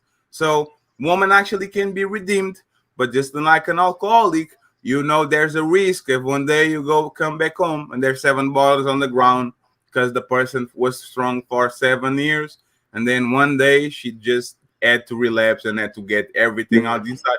And that's what usually hosts do. They combat their shit for a while, but then the demon says, "Hey, here comes the Yep. serpent again. Go bite that apple." That's usually what happens. So there's a risk associated to it. Go ahead, Ali. But do you think some people, it's like that's what I was saying earlier. There's people who want to be fixed. That's what love is to them. That someone has to always be one to fix them, and there's Mhm. someone who always like the martyr who always wants to fix somebody. Yes. But Mhm. do you think that some people are addicted to that, and it's hard? Like, how do they break that? Absolutely. I don't think that is like we call that I maintenance partner, right? Right. A partner that you actually always need to be there, always need to be enforcing some rules, always need to be catered to so he can actually function well. And then when he start doing, he acts crazy and actually becomes goes back to what he does before. I believe that everyone can be fixed. I believe that most people won't, because especially older people, is usually when you look at us and says, "Hey, I was a dumbass when I was 23, but now I'm 37 and now I'm a completely different person because I'm mature. I'm not like the world is slower now. I actually know what I'm doing."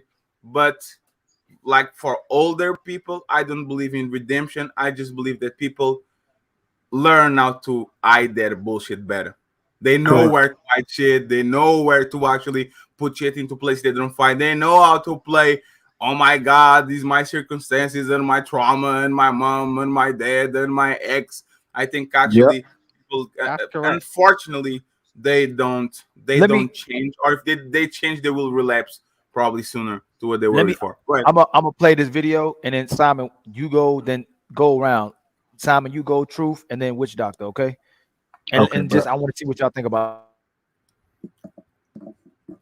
Somewhere majority of women, a high value percentage of women only desire to be in relationships because society says that's what they're supposed to do. Majority of women would really enjoy being by themselves. They enjoy their peace, they enjoy their space, they enjoy being by themselves. But because society says, and God says obviously, that we have to procreate and reproduce and do these things because this is what makes us a woman, that I have to find me a mate by a certain time or all hell is loose. That's not true. That's the same thing because like I could let's flip. Let's wait, hold on. Can I run with that? People, I think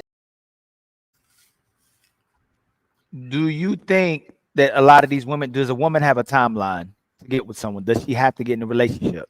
Do you think that people, the pressure that she said men and women put on certain women, or we just put on women, like my brother Conrad said earlier, um you only have but a certain time that you have with your children when you're teaching them, right? How they, in which way they should grow up. Do you think that women can just do whatever they want to and have a timeline, or do you think women have a timeline in order to be with a man? Is there a time for a woman to be with a man? Um, well, it's been said that um genetically, by the age of 35, women cannot, or have an issue giving birth. And then it's been said that that's what men look for. I don't think that's the case in both senses. I don't think all men look for a partner by the age of 35 to be having children with, and I don't think that all women have this thing where there's a bar at 35 where they can stop giving birth, because it's been proven um in a bio sense that that's just not the case. you know Science has moved on, and it will continue to move on, and that's why we live longer. There was a time when we lived until we was 35. That was about like 200 years ago. We have moved on. and we will continue to move on because we're making advances. Like, even just by having these conversations, we're making advances. We're giving the public so much information just by us being here and just stating about our own experiences and who we are and what we're doing. And that's why I appreciate people.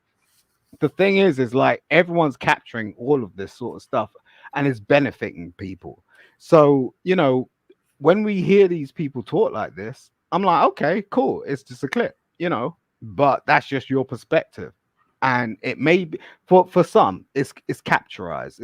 It's like that bottle that you plant and then no one actually discovers it, but everyone discovers it on YouTube or IG. It's just like, it's one of them things. So, I ain't living that life. I don't think anyone on the panel's living that life, but at the same time, we have our own opinion to it. Right, right. But the main thing I'm asking, like, there's a lot of women who always say that, right? I don't have to get married. I don't have to get kids. I don't have to have kids. I'll do it when I want to. Do you think when people is that realistic? Can she do it when she want to, or is there a time where it's too late for her to do that? Of course, biologically, yeah. Right. I mean, there comes a point where, you know, if you're 45, it's a danger. So you want to do it before that. I mean, that's just biology. You can't get away from that. That's just human nature, and certain things are human nature. What you think, Truth? Yeah. For me, I don't. Time waits for no man, and I mean, I'm using man in a plural position of men and women. For me, I don't gamble and I don't take things for granted. To the point where I think I have time. I've seen too many people pass so early in life where, I'm left around, but people I grew up with, they haven't even experienced none of the things I have experienced because they, was gone at an early age.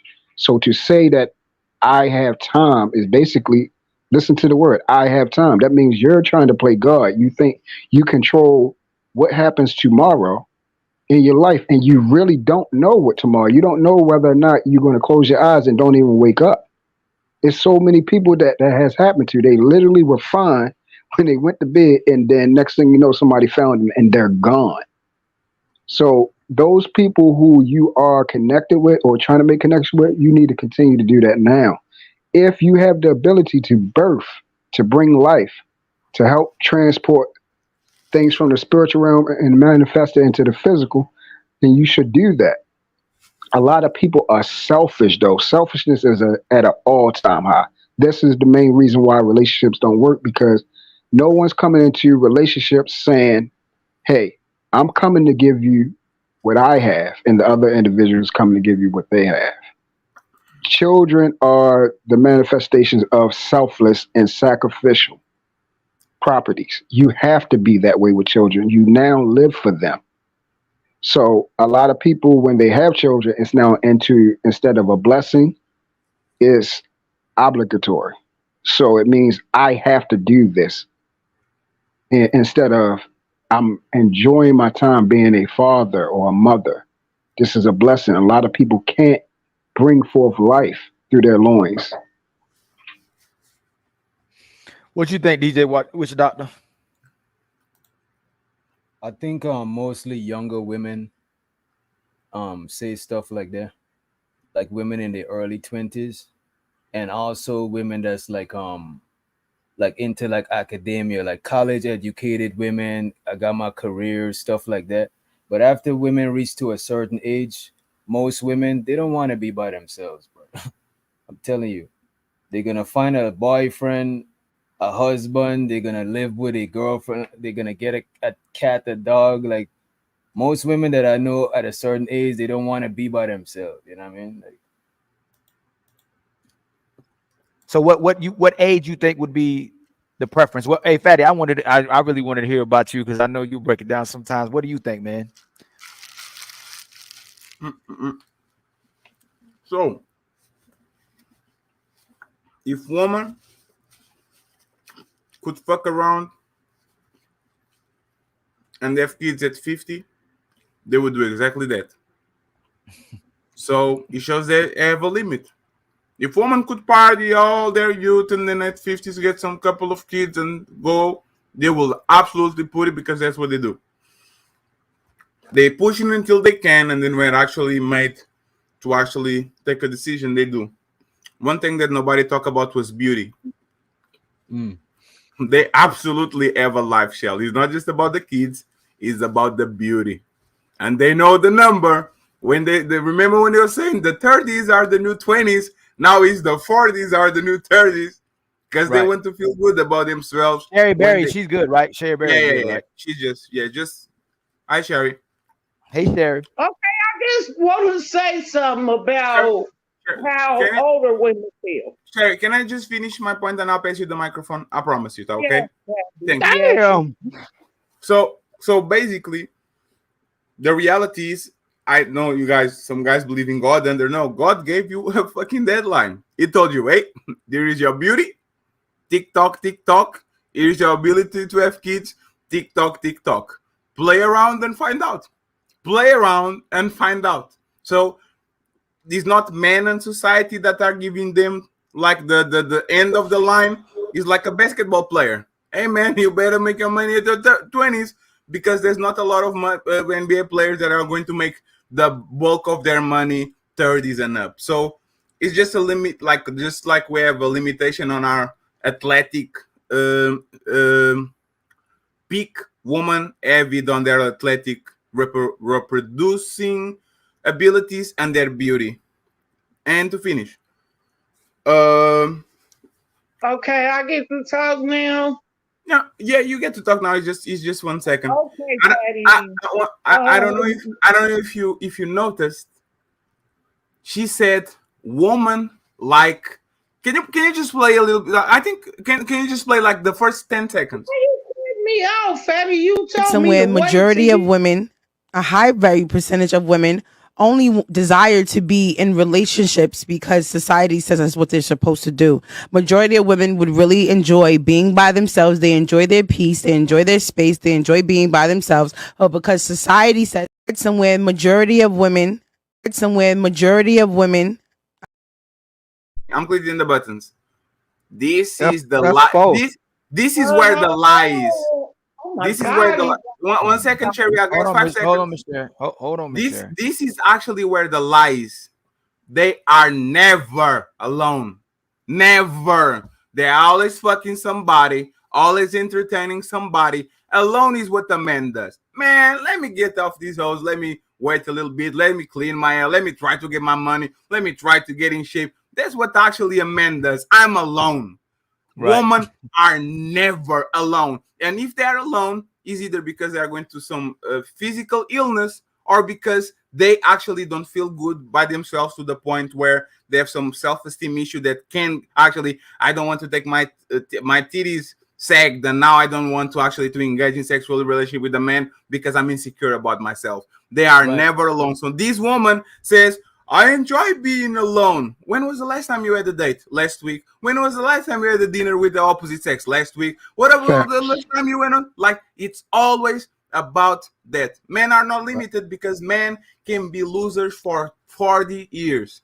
These motherfuckers that having yachts now and having all the bitches there, they weren't the shit when they were in high school. They weren't the shit Right. when they were in their 20s. But now that they got to a place, now they bought their yacht, now they have all the woman and all the shit. A man can be miserable for 40 years and still become a winner.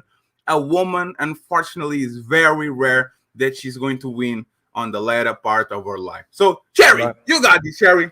Let's Okay, go. Miss Sherry, go ahead. Tell us the real Yeah, deal. Cherry's You doing you the on creep walk. you on mute. You on mute. Cherry, you're muted, Cherry. Miss Sherry. Cherry, you're muted. Yeah. Mute my- Hey, Cherry.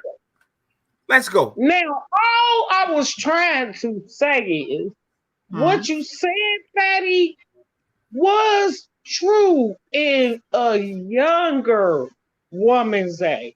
But she gonna be alone and she gonna be scared. Baby, I have raised kids. I have cooked and cleaned. I have had a house full of kids and a man I had to deal with. So, do you think if I'm alone. I won't feel like finally I got some peace. So, Cherry, judging by the way that No. And let's get this together. hmm? With you sitting in your room talking bad, Hmm? baby, I'm the contractor. What'd you Do say? you know what that is? Yes. I'm not a YouTuber. I'm Hmm? a contractor. What does I that think mean? some of your audience might know what that is. That means I'm the money maker. I walk Woo. in the house. I Hmm? respect you. I walk out the house. He walk out with me sometimes. We are not a confederate. We are a couple. Hmm. So, Sherry, no, try to take shots, right? The fact that you have to medicate yourself every day, and every time I see you, I you are knew you would, always. Patty. I knew you would. I knew you would do No, that to Sherry, I'm me. not. I'm not even But trying to clown. you don't want I'm to trying to be do honest, that. Sherry. Come on, Sherry. baby boy. Now I learned about this stuff from you, Fatty. Hmm? You don't remember? You What did don't I? remember, What did I say? baby. I came up on your show and you put me on there. I had a jumpsuit on and everything. Hmm? You just don't remember, but No, I'ma no, I always remember it was say, your birthday. and I love you, Fatty. You know Hmm. I do. I But love you I too. just don't want y'all to continue to Hmm. hurt yourself with this dumbass shit. Listen, Hmm. you young, you handsome, Thank at you. least young handsome. All of y'all are. All of y'all. I think Wait, what do all you of mean, y'all all of y'all? All of y'all what? What are you talking Are about? handsome. She said you all of you are handsome. listen, I'm, oh I'm not fucking handsome. is that his name? Simon something. See, you gonna make me get on your ass. But No, no, right no, now, no. We not. We I'm don't. Miss talking to Sherry. Miss I'm Sherry. We don't do this. talking Miss Sherry. We don't do this over here. We have respectful conversations. Okay. We don't do We're that just over here. okay, talking. We're just that's what talking. I was trying to do. I Yes, was ma'am. trying to do. But I think that what y'all need to do is live your life. Like, do Why do you think we're anybody not know living our what a lives? rotary phone is? I'm living my Hold on. life. Let her finish, Simon. Let her finish. And then you can go after Anybody her. know what a rotary phone is?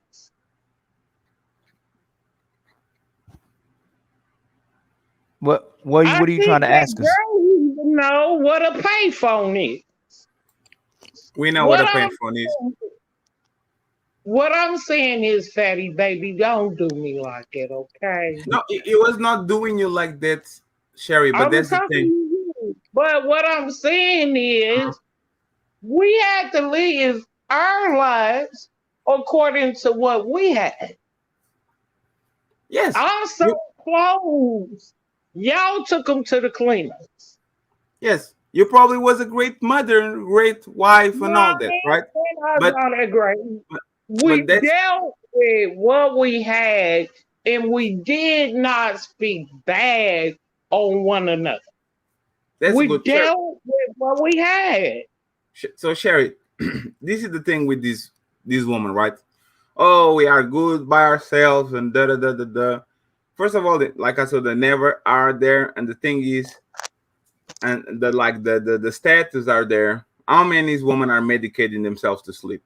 Like how many of them have to drink a bottle of wine before they actually can put their head on their fucking pillow? How many of them have to actually take pills so they can get into a space where they can, like, this is growing and growing and growing and growing and growing. Like, and for like the same time you see young men complaining about the woman they're marrying and old men complaining about the woman they're married, you see especially a loud majority of women that are single after such age coming out and actually showing the satisfaction with the fact that now they have everything. They have the career, they have the house, they have the money, they have all that, but they are miserable because Either their house is empty or they have a cat and a dog. That's why Kevin Sam says, "I a dog and die alone." What, Cherry? What are you saying? Um, I think that what's happening is young women are saying, I can help you. I can do it too. And I think men are trying to push them back in the house. That's what I think is. But what happened back in my day, when times got harder, Mhm. women work. White But what women, because black Jesus? women have all worked since the cotton fields. But that's another story. We're going to move it on. Women I went to I I work. think I And, think hold most I on, think hold most on. black women pushed their daughters into education and made them think that education was going to help them, and if they got a qualification, that would make them stand on their own feet, Listen, nigga, and I they only didn't want need to have Hold black on, men. That's hold on, Miss Sherry. We remember I just told you we're not doing that over here, okay? okay, baby. But he Yes, ma'am. irritates me You because know, he but he's in the conversation. He's in the flow of the conversation. He's not doing anything wrong. I understand if he irritates you, but you may irritate him, but he's not disrespecting you, right? We respecting each other. yes, sir. I hear Yes, you, ma'am. babe. Thank you. So, Miss Cherry, do you think that she's lying or telling the truth? Like that most women enjoy being alone, and do you think that that's the fair assessment, or do you think she's actually lying about it? I think it depends on her age, baby. I think that younger women want somebody. But after they have went to being a housewife and doing the thing, I'm only speaking from experience. I don't know. But if I was alone, I'd be happy with a cat. But I think most younger women, that's not really a good message to Yeah. put out to So young women, to say yeah, that they, you're Hold gonna on, be Simon. alone. Hold on, Simon. Let her finish. She won't finish. You can respond they right after her. have that marriage life and want to be married, have a ring on her finger, look at the ring on my finger, had a wedding, go through the marriage, and look what my husband done for me. And yeah, So, so, women, so, hey, Simon, I'm gonna go right there. So, are you saying that you could just live with a cat? But so would that mean that men should be able to go that women are that valuable as well too? So, if we at the same in the same, if we in the same fashion say, you know what, women aren't really that important. They're irrelevant. We don't need to spend our lives with women. We should be able to get a cat and dog. Are cat and dogs better than women? I listen to hate. me, baby. Now that Okay. I'm older, Mm-hmm. I'm older. I'm Oh no, tired no, of no, grandkids and right. great No, grandkids. that's I my want question to you. Is everything is a with me. is a cat and dog better than even elderly people, a grandfather, an auntie, or uncle, or is a cat and dog Hell, better than? well, you was to ask me, hell yeah, because I'd rather sit with my cat. Lord have mercy. I'm sorry.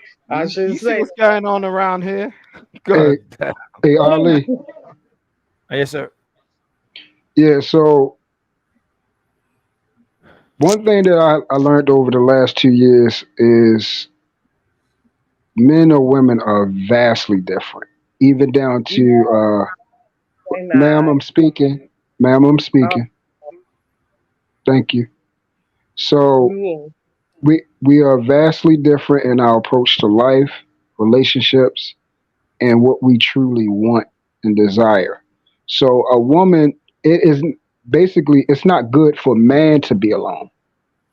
That's what God said. So that's why He created a woman for us. It's not good for us to be alone. We get into Yeah. bad stuff. A woman supposed to help us bring purpose to our life because they provide a way to continue on our legacy and everything. They are completely different. Since the beginning of time, they have been trying to get out from underneath of us. Hence, what Eve did in the beginning of the garden. No. And if you look Where Right, you through hold on, Miss Sherry. Hold Miss on, Miss Sharon, Sherry. He's Miss speaking, Miss Sharon, Sherry. Miss Sherry. So, and if you look throughout time, slowly but surely, as laws change, as their liberty change, as their ability to either be like a man or now in some cases supersede, you see now the relationships are going further and further apart. It's always in them to try to usurp a man's authority. They Right. don't like being under that they look at it as it like how they say, I ain't no maid. They look at it as bondage. They Right. look at it as a bad thing instead of a blessing. Hey, you have someone that's going to take care of you. Why is that a bad thing? But that's the way they look at things. If I Right. can't be on equal footing with you, then now I'm underneath of you. And I don't want to be underneath you. I either want to be on equal footing or more than likely, I want to actually usurp you and Can basically I ask the take your question to role. you next? Can I ask the question Yes. to you next? Yes. If that's the case, why they don't want to lead? It seems like either they want to wrestle power out of you, but or like have a perceived equality or even lead in their relationships, but they never want the official burden, right? Because usually, like what I used to do when I was like dating, I like, well, I like 50-50. Oh, no 50-50. You can lead. Go ahead. You pick the dinners we go, we pick where we do. I just sit back and watch you. Like, go ahead, actually be the leader. And two Hold on, Miss weeks Sherry. in, and 2 weeks in, they don't like to play the game anymore. They start to resent you, and that's out actually the way to wrestle power out of them. Everything is saying, no, go ahead, no, you got this. No, you got this. Go, no, you got this. You are the leader. You are the boss. And at some point of time, they are going to turn around and say, nope, there's I don't want this anymore. Like, Right. why are women? If women actually don't want to be subservient to a man, why are they so afraid, or they're so afraid of actually assuming the power position and go ahead, you're the leader, you got So this. Like, why Right. women are so difficult to so it actually want to do that? yeah, so it's the R word, responsibility. They don't want that. The I responsibility that comes with that title of being leader, heavy is the head that wears the crown. They do not want that weight. And that's why a lot of them are they're moving a certain type of way, but they're miserable because they gotta handle that type of weight that they was That's never right. their shoulders is our shoulders are broad. That's what we supposed to do. We are built to carry that weight. We handle things emotionally. We, we can wake up in the morning and be just as joyous. And basically, we already know we about to go in hell. But as soon as they wake up in the morning, if you ever live with a woman or experience, they wear their emotions on their shoulders because they're not built to carry that. They're not built to Right. carry that type of responsibility and weight to take care of a family. That's a lot of responsibility. That's a lot of constantly thinking, rerouting, and changing your course and planning 2 years, 5 years, 10 years down the line, making sure this is right. What I got to do for my children, what I got to do for myself to get better. And then nigga. we already know that being a man, a father, and a husband, that's a thankless job. We already know we are supposed to be that way. But on the other end, a woman is always, you know, basically how you say they get adoration for being what they already supposed to be. We do not get that. It's always said, "Well, you're a man, aren't you?" And the thing is, we accept that. But the problem is, okay, if I accept being a man, the title, the responsibility that comes with it, now why can't I get the what's supposed to be the end result is your cooperation? Can I ask you one question? Yes. Hold. Hold What on, real quick, Miss Sherry. Hold on, real the quick. man was handicapped? What if Miss he Sherry. came home from war Miss and he Sherry. was Hold. handicapped? Miss Do Sherry. all Hold that on. kill Hold on, Miss Sherry. Hold on.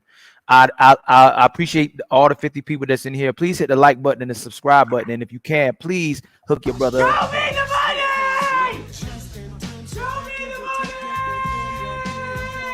Do you love this black man? I love the black man! Show me the money! Again, I appreciate the 50 people, 51 people now rocking with us, man. I appreciate it a lot. If you can, please hit the like button and the subscribe button. What are you trying to say, Miss Sherry? You're muted. You on mute, Miss Sherry. Oh, I just want to know, does all that still apply? All that he work, he feed, he's the provider, our family. Does all that still apply? What, can you start the What do you question mean? again? But I need you to elaborate on that. Can you start the question again, Miss Well, Sherry? We lost the first part. I'm saying it. Mm-hmm. Sometimes the woman has to be stronger, and sometimes the man is stronger. Sometimes situations. I keep trying to tell y'all can't put everything in one box. Only thing y'all can put in one box is y'all household and what you want for you. As for me and my household, I don't know what year you was born, but I grew up in that year where my father and my mother said, I don't care what that little girl doing down the street. But as for this house, you ain't doing. Can I Yeah. respond to that real So, fast? oh yeah, go ahead, Holly. And you got it, truth. You know Huh. what's funny? We've had this conversation a billion times, and every time we have a conversation on what the structure or foundation could look like for the most part in all our experiences, a lot of times women will always say that's not that don't mean that's gonna happen every time. It's like the exception is always brought up instead of what typically happens. If typically a man is in a position where he's not a leader, that woman is going to run over him. That woman may cheat on him. That woman No, no. let me finish, Miss Sherry. Okay. That woman is not going to have any faith in that man's leadership, and she's not going to feel like he's fit for her. And for the most part, when a man is in a leadership position, he gets the respect from that woman. He's valued by that woman, and that woman to take instruction from that man when she values him. But for the most part, when we see positions where a woman is trying to dominate or lead or be an authority over a man, that relationship typically doesn't work from our experiences and what other men share for generations they've been sharing, like on different topics like this, where men, from my uncles to my grandfathers to these panels, where men talk about if a woman dominates the relationship, that relationship is typically not valued by her. And as soon as she finds a man that can really lead her, a man she can value and will take instruction from, that guy's done. Can I say Yeah. something? So, Of course, with daughter. I think when it comes to like dating and being with somebody long term, I think women should only be with dudes that they respect on whatever level they're already on. And dudes should Right. only be with women that respect them on whatever level they already on. So like how Miss Sherry was talking about the handicap guy, right? If his woman respect him and she's the breadwinner, she's gonna still respect his leadership. correct. You know what I'm Yeah. saying? She shouldn't be with him if she want him to be the woman just because she gonna resent him. She gonna her nature gonna, you know, is it within her nature to want somebody to like cover her and have a back, you know what I'm saying? Have a stronghold, you know what I mean? So she shouldn't even be with him unless she just respect his leadership, even if he's not the breadwinner. Yeah, DJ. I just got finished. This is funny that we talking about this because I just got finished speaking to someone about this. And the example I used was Denzel Washington and his wife, right? Hmm. We Denzel Washington in a lot of people's eyes is the top echelon man. He's the top in his field. They consider him many times in GQ and all other type of magazines of as the sexiest man on the planet. Women love him, especially they loved him in Training Day, all this type of stuff. He's that dude. The thing is, they don't look at the whole story. They look at the finished product. His wife took care of him because she saw what was inside of him when he had nothing, bro. See, they want something, but they're not willing to pay the price for it. They want that they want Denzel Washington where he is now. But the thing is, nobody in this world comes automatically like that. Most people don't. Now, if you born from generational wealth and you got all this stuff just given to you, then all right, you're coming out the gate ready to to lay down a house foundation, everything. But most marriages that are long lasting, from what I seen, they came from nothing. They, like how Drake said, you wasn't with me shooting in the gym. You got to be ready to be right there with that guy, and then y'all build from wherever y'all are. Build from wherever you are. You got to be able to accept that person. And you said it earlier. If you do not respect that man, don't be with him. Don't be with him because he look good. Don't be with him because his sex is good. Don't be with him because that's only temporary. You don't love that man. You don't respect him. So why even deal with him if it's going to be in a failing position? Okay, let me play it. It's funny that Witch Doctor said that and you said that. Let me play this video real quick. And it seemed like it's in relation to that. It is if okay.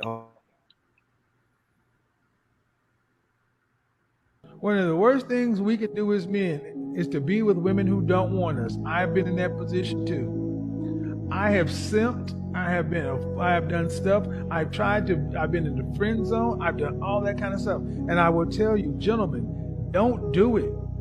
Never do that. It's never a good idea. I said it 2 weeks old. Stop trying to win women over. And see, that's the beautiful thing about becoming a high value man. You don't have to win women over. You deal with the women who show interest in you and want to get on your program and are proving their worth to you. Right. But do you think that you can win?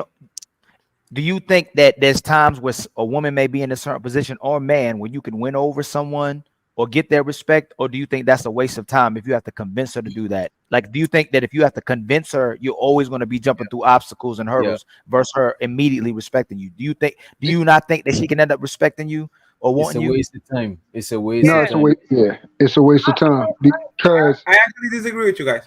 yeah. So initially, when from my experience, if a woman coming in a relationship with you, hold on, Miss Sherry, you go after Truth, and in fact, you go right after her. Pretty much everybody up here has had interactions and relationships with women. Now, think of a time where, we can go back. I'll use a school reference. I don't like really going back that far, but I'm going to use it for this instance. Y'all both going to school. Y'all both trying to grow to become something else. Y'all graduating. Some people going to college. Some people going straight into the workforce. But pretty much y'all on the same even playing field. When we was in high school, nobody was thinking about really so much of what do you have. It was more, hey, do I like you? Can we rock? Are we relatable? Yeah, we're going to go out, give gifts and all that type of stuff. Matching jerseys, Jordans, Valentine's Day gifts, stuff like that. That's just traditional. Man giving women things on their birthdays, taking them shopping, stuff like that. That's a given. But as far as, hey, respecting that individual and dealing with that, most of the time, women in high school, unless they respect you or view your status as something valuable, they usually won't touch you. They're going to go to the guy that everybody likes or has some type of status or whatever, because they respect that individual.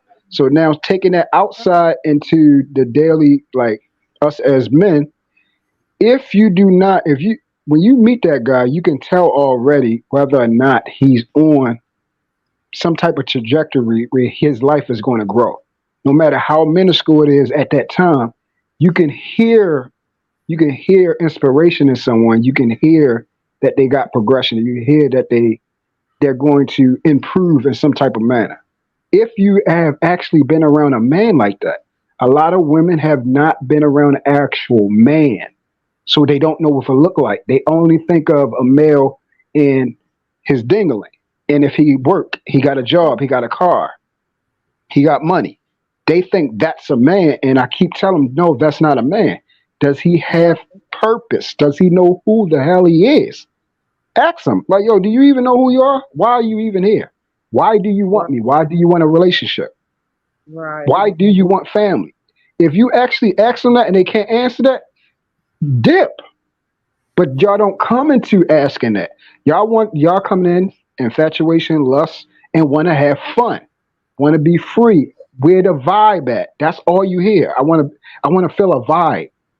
That Right. stuff fades away so quick, man. It ain't even funny. And then next thing you know, it's like, yo, we wasted so much time for nothing. We did this for nothing. Now they're getting So divorced. so we is it Sherry? Go ahead, Sherry. Sorry. No, I'm just agreeing with a lot of what this man just said. I'm not. I'm just saying now they getting divorced because I feel like Correct. people are not in relationships; they in sexual ships. That was Oh, not the question. right. They The so question saying was if it's worth it to actually pursue a woman that doesn't like us, or no, try to convince her to like her, to no, like sex. No. Do you have any no. more? Like why? Why not? That's I the point, think Fatty. You can't. It's nothing you can do. I got you. That's why I named all those things is because if that individual, we've seen it time and time again. We've seen women mess with somebody that has nothing, and they will rock out with him. That's So because they respect that individual. You so can't. let They me. have to have that automatically. That got to be first.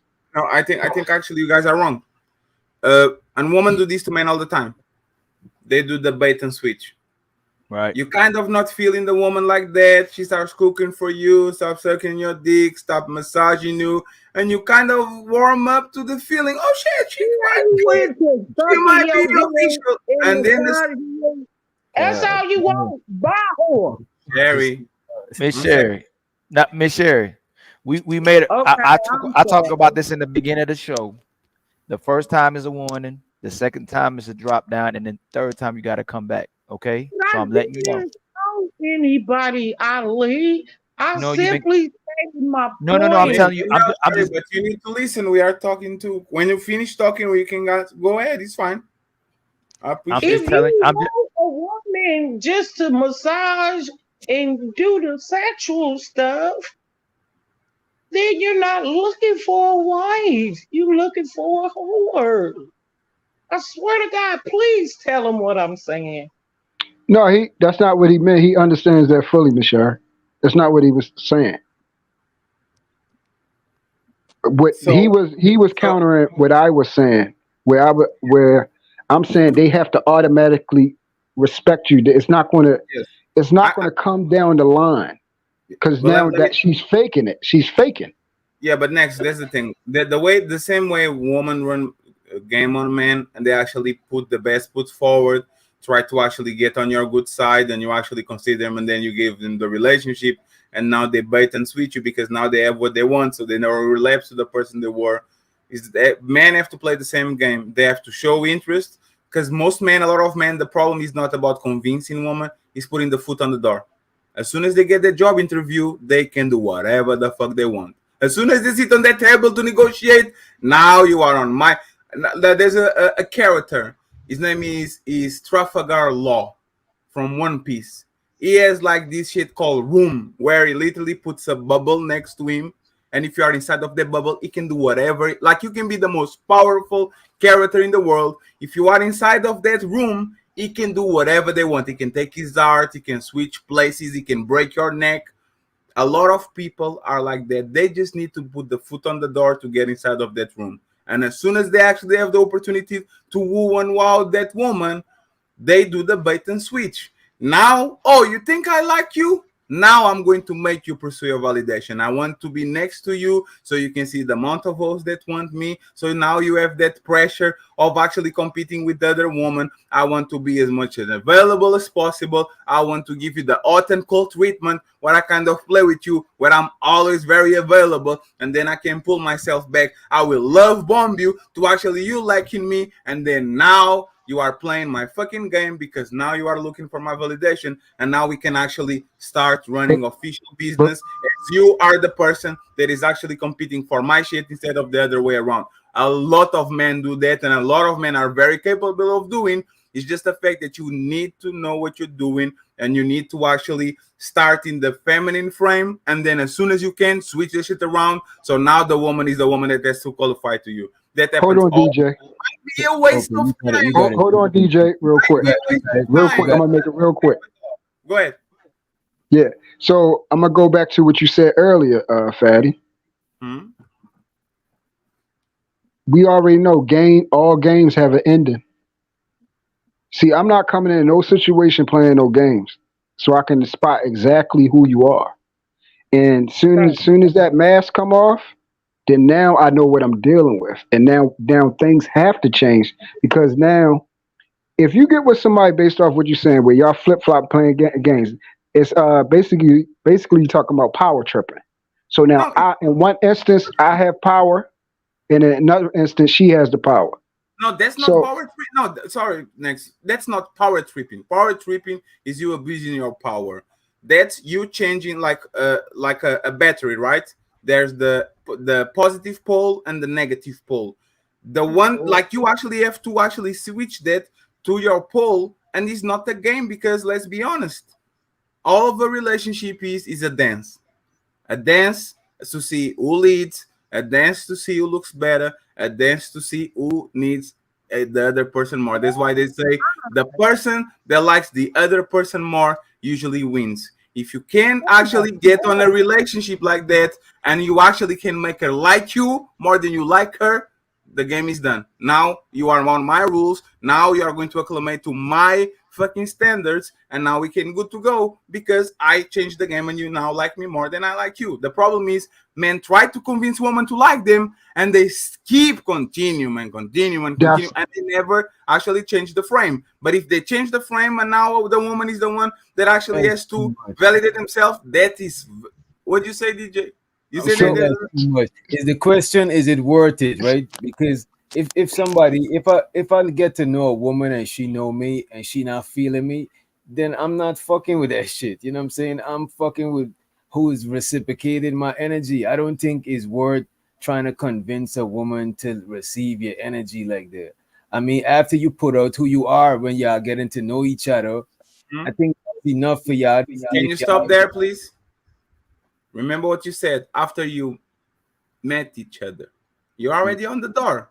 I'm talking about you actually getting the job interview. For a lot of people to get a job, you have to go to college, you have to take a 4-year degree, you have to have good grades. Is it worth it? Absolutely, I got the job. If that woman is good enough, I think that's what Ali was asking though. Okay. He's asking like So you know what I'm saying? Like No. I'm it's asking exactly the same. exactly what Is I'm it doing. It's the worth it? same because I've you been in talking about a situations. stranger? You talking about a strange woman? No, from a I'm not hole in the talking. wall? No, DJ. I'm not talking about. Imagine this, right? You have a coworker. You know her. You've been working for her for 3 years. She is the woman that you like. She behaves well. She dresses up properly. She doesn't flirt with your coworkers. She actually is the woman that you like. Is absolutely fucking worthy if you want that woman and you actually see in or a natural and neutral environment that she actually behaves well for you to try to actually get in good graces with her so she can like you so you guys can have kids, have a good family and go through it. That's actually worth it. You see what I'm saying? I'm not telling like you see a big booty, oh let me go finesse that bitch. No, I'm talking about like a woman that My you mind actually and like. picturing jumping through hoops so and that shit. You know what I'm Yeah. saying? so that's what. All right. So let's use your example. You meet a woman at your job. The way she's performing for your boss, she's operating in a certain frame. So she's doing her job, which takes care of her, which she knows how to do. That's a total different type of thing when being in a relationship. You seeing her function in her employment. But I would never say, oh, because a woman is working for a firm and I'm working with her, that oh, this is going to be lead into something. I might like her based off of how maybe she's have an inside voice or anything like that. But I have to actually talk to her outside of her element so I can start to see who you really are, not what you're performing with your survival on the line. Right. I want to see what you are when you're free, where you ain't got nothing to think about but you and the other individual. Then at that point in time, when you talk to women, if they first thing I look for is see if they're going to listen. That's the first thing, because that's where respect comes from. All this cutting off and stuff. That's a sign of disrespect automatically when they don't want to hear what you got to say. So if you're in conversation, you're on the phone talking to them, and they're quiet and silent, and they actually listen to you, now they actually respect you. Because one thing about a woman, she don't respect you, and you're on the phone, she gonna say, "Man, I gotta call you I, back, or I text I you." think it's the opposite, Nexus.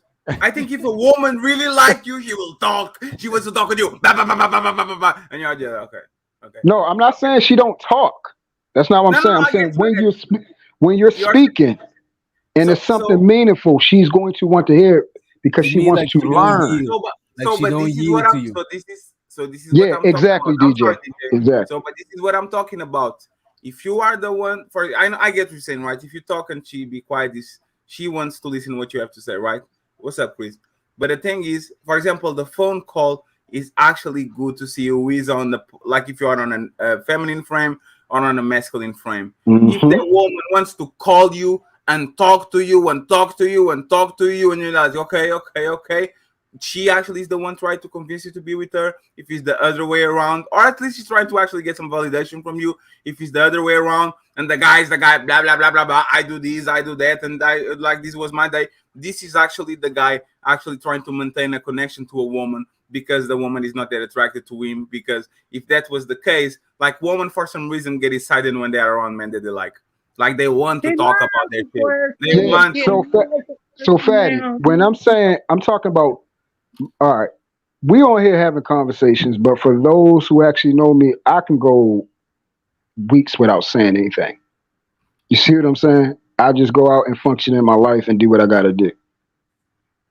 In the conversation of communication between man and women, they are supposed to listen. We're supposed to be a man of few words. We're not supposed to really be catty and talk like that. They talk a lot, and we hear what they got to say to give them the validation, the attention, to show them that we care about what they're saying. They explain their emotions. I'm talking about when the time hits and she needs to hear something, some real shit. If she stands there and listens to it and she say, "You right," that's what I love to hear. If they can actually say, "Oh, you know what, my bad, you're right," you got something to work with because they can actually Right? see outside of themselves. If they can't see outside of themselves, number one, they don't respect you, and they ain't got time to hear what you got to say. It cannot work. That respect has to be there. They have to know what a man is and respect that form. If they don't, it's not going to work. Y'all can have sex. You can give her money. You can do all this convincing, all that bull crap. That's why you will give her money and feed her, and the guy that she respect, that can be a bum or a homosexual, whatever y'all want to come, she's going to go to him right after she get off the phone with you because she respects that. The, Whatever she, the, her primal nature is always going to kick in for the man she respects. He I have a doesn't have to question. have a daggone dime. I have a question. Do you think that we are not having two different conversations? Because these women nowadays, they fucking men they never respect, and they respect men they will never fuck. Do you think that actually, like, if you actually look at the like when you go the pookies and they don't respect Yeah. those guys, but they are very attracted to them because there's their primal instinct actually to want that guy, but they have no respect for them. They just want to actually have fun with So, them. so Actually, want Fatty, their it's two company. things. Don't you think there's two different conversations there? Okay, it No, depends on the woman. It depends on the woman. Is it a woman of nature or nurture? That's the key. That the key thing. Was she raised by a father? Mm. That see, and those are big, huge factors. If they know how a man talks, responds, moves, and everything, they seen one. A lot of these women, you hear it in their voices. They never met a good guy. They never I, seen it. They never I, seen a decent man. They never seen a man that's about his business, keep his word. None of that. They have never seen it. You can tell. So I all think they know is a guy that's going to somehow, some way, jerk around, do some crazy stuff. It's always going to be chaos. They looking for him. He's never prompt. He's never here. He's always shady, hiding stuff. That's all they know. That's all they seen. They never seen a guy that keeps their word and actually handles his business. And So next, do you think you could finesse one of these really good girls with a really nice dad? say that again. Do you think you can finesse these really nice girls with these really nice dads and make Yeah. her calling you daddy? Do you think you can finesse the shit out of them? but she won't Uh, call it. so a girl that okay. So I'm gonna say this: a girl that has an actual father, Yes. a father. Hmm? Not a sperm donor, not a man that's dead, not a father that actually show her everything. Is real with her. She's gonna be time enough for that nigga. 100. I think you are 100. 100. I think you are 100% wrong. Oh well, hey, A I'm good woman, a good like. I'm speaking from experience. That's No, I that's got you. what I I got you. do. But let me tell you what. Like, And me and your idea of a good woman is complete. You already know this. What we no. believe is Let's good go with is a very woman of different. God, the woman of principle, a woman of all that, right? That Okay. woman can be a good woman for 99.9999999999999999999. If she meets DJ Witch Doctor and she really likes him, now he's her daddy. She will fuck, she will suck, she will go to barbed wire, she will visit him on prisons on Sundays, she will do whatever that man says because she wants this validation so much, she likes him so much that overrides everything that the dad actually taught her for 20 years. Now he's the daddy, and if he actually has a gauge on how to manipulate emotions, not in a bad way, but how to actually make her like actually be affectionate, actually add an attachment to him, now he is the daddy, is not the dad. This happens all Yeah. the time. Well, It happens from all the time. yeah. Just because they are not promiscuous or they are Go not right, go actually right getting after him, around. Miss Sherrod. So Go after him, Miss Sherrod. Hold on, let Miss Sherrod yeah, get in there real quick. yeah. I want to just answer Fatty, and I'm gonna let it go. I'm gonna answer it real quick. For me, Fatty, I have never seen that. I have never seen that because I know what people say they fathers, but they're not. They're So not with their. the daughter of the No, pastor, listen the what I'm daughter of the saying. military guy, like did you ever I'm a saw it? so number one, a lot of daughters with pastors. Hmm. Those daughters do not have a relationship with their father. They're trying to get the fuck away from. Excuse me. They're trying to get away from him. And anybody that mess with church girls, they have they know this. That relationship between that person, they always saying their father's strict. They do not have a relationship with them. Most of them Or are. the That's why most pastor. of the church girls are the biggest freaks out here because they're trying to do things that they have always been restricted from. They don't know why they're restricted from. It's just somebody just laying down the law. Don't do this because God said this. Don't do this because God said this. Not because don't do that because that's going to mess you up in the long run. I'm talking about actual person where you're a father and you getting to know your child for who they are. But You're but invested. You integrate yourself with your child. Not you're just there for but obligatory let me reasons. I never agreed with that. That when people say, "Oh, this person acting up because they're sheltered," or "This person doing this because they sheltered," I would think that's every reason why the person isn't doing those things. Like I sometimes I think it's just personal choice for people because how many times does a woman have to experience certain things to go, "Hey, man, I shouldn't do that. This guy doesn't respect me." Especially when we were like middle school or high school, and we knew what a jump off was, what a hoe was, what a type of one we wouldn't respect. Are you saying that like really like from our experiences, a woman goes to college, like people will say, or go to high school, whatever, she finally gets out, and then she has an experience, and the experience leads her to a place where this guy didn't value her because how she maneuvered herself, but then she's gonna continue to do it over and over and over again, acknowledging that she's not being valued. You think she's just doing it because she's not she was sheltered? You don't think there's more to it than that? Oh no, you said listen what you just said. You said she's doing it over and over and over again. She basically went down a path of destruction. I'm talking about when Fatty's talking about let's say a good he's talking about a girl, let's say girl that was raised with inside of a nuclear family. Hmm. Father, mother, she got to see that example, all that. That's what he's talking about. I'm talking about a father that's there, like, hey, dad. She could come in and say, dad, I actually like this guy. I actually like this guy. I'm actually thinking about having sex. What do I do now? That type of relationship. So That's you not think happening on a norm.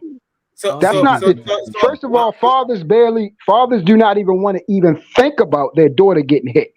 So let, most of the time, that's type of stuff, those type of conversations is not even happening, bro, at all. They don't let even me have that type of relationship. next let me put a name on it, right? Michaela Mhm. Peterson, a daughter of a man that is respected by everybody, a solid man, a righteous man, a man that was present, a man that had his wife, took care of her and all that.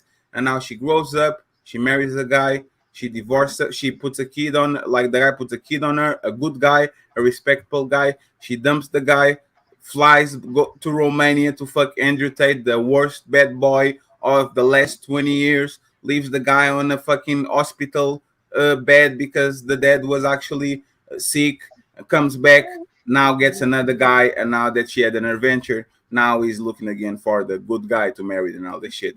This to me is the regular woman. They will listen to the good dad until a certain point. They will kind of do what is right. They will succumb to their urges. They're going to go fall around and try to get adventure. And then when they mess up again, they will actually look correction, and they actually going to actually allow somebody to put them again on some kind of structure.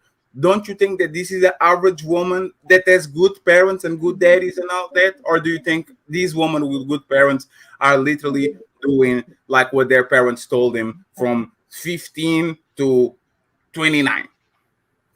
So all I can do is use my experience from me dealing with women. Majority of the women that very rarely have they grown up in a household where their family was intact, and I'm talking about intact where it was healthy, not just married, healthy. I'm talking about healthy where the communication, where things were explained and not just the law laid down. When things was healthy, I seen them women make way more sound decisions of knowing, hey, this is not a guy.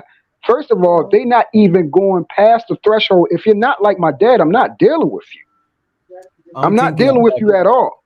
No, So hold on, DJ. Hold on. So if it's and you said what's her name? Peterson, is that Jordan Peterson's daughter? Yeah, Michaela Peterson, absolutely. Okay. Yes.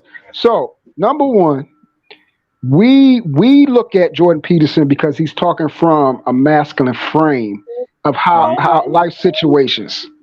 We do not know that their relationship dynamic, especially how hard he is, how thorough he is, how no bullshit he is.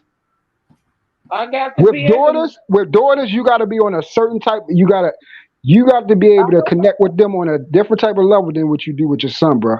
Or they automatically go in rebellion mode. It is a thin line playing that type of game with your daughter, because most of the time women are going to run to a comfortable space. And the way he is, not even a boy can probably handle the way he is as far as the type of man he is. He's a different type of level man. You got to be on a whole nother level to deal with that cat, man. So go ahead, Fatty. Do you believe in the saying there's no difficult woman? They make it difficult for some men and they make it easy for others.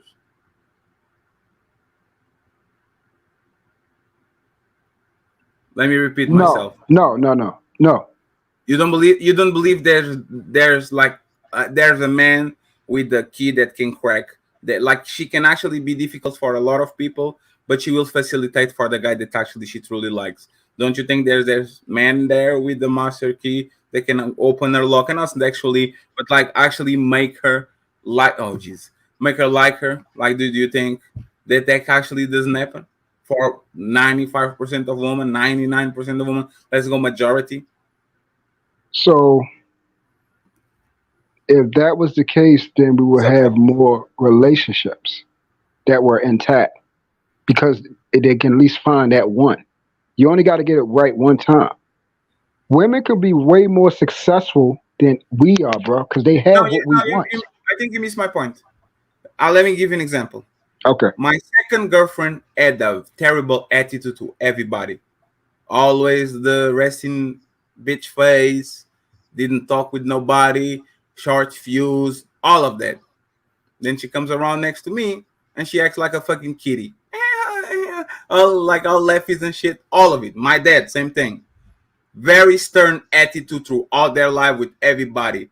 I come next to him now. I said, oh, daddy, give me a kiss, give me a hug, daddy.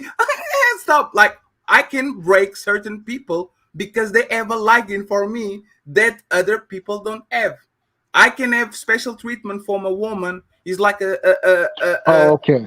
I know what you're talking about. My question is, if your daughter, and you are a really good dad and you are present on her life and all that, and she meets that guy that actually can actually crack the code, and actually she likes him, so she make it easy for him, don't you think that even with all the structure, with all the information, with all the game, she's not going to actually do the transfer of, I used to live my life to get validation from my daddy, but that man validation right now is more important. So I'm going to do whatever I can to do to actually get his validation and to be with him. Don't you think that actually happens with men, women that have really good fathers and really good structure?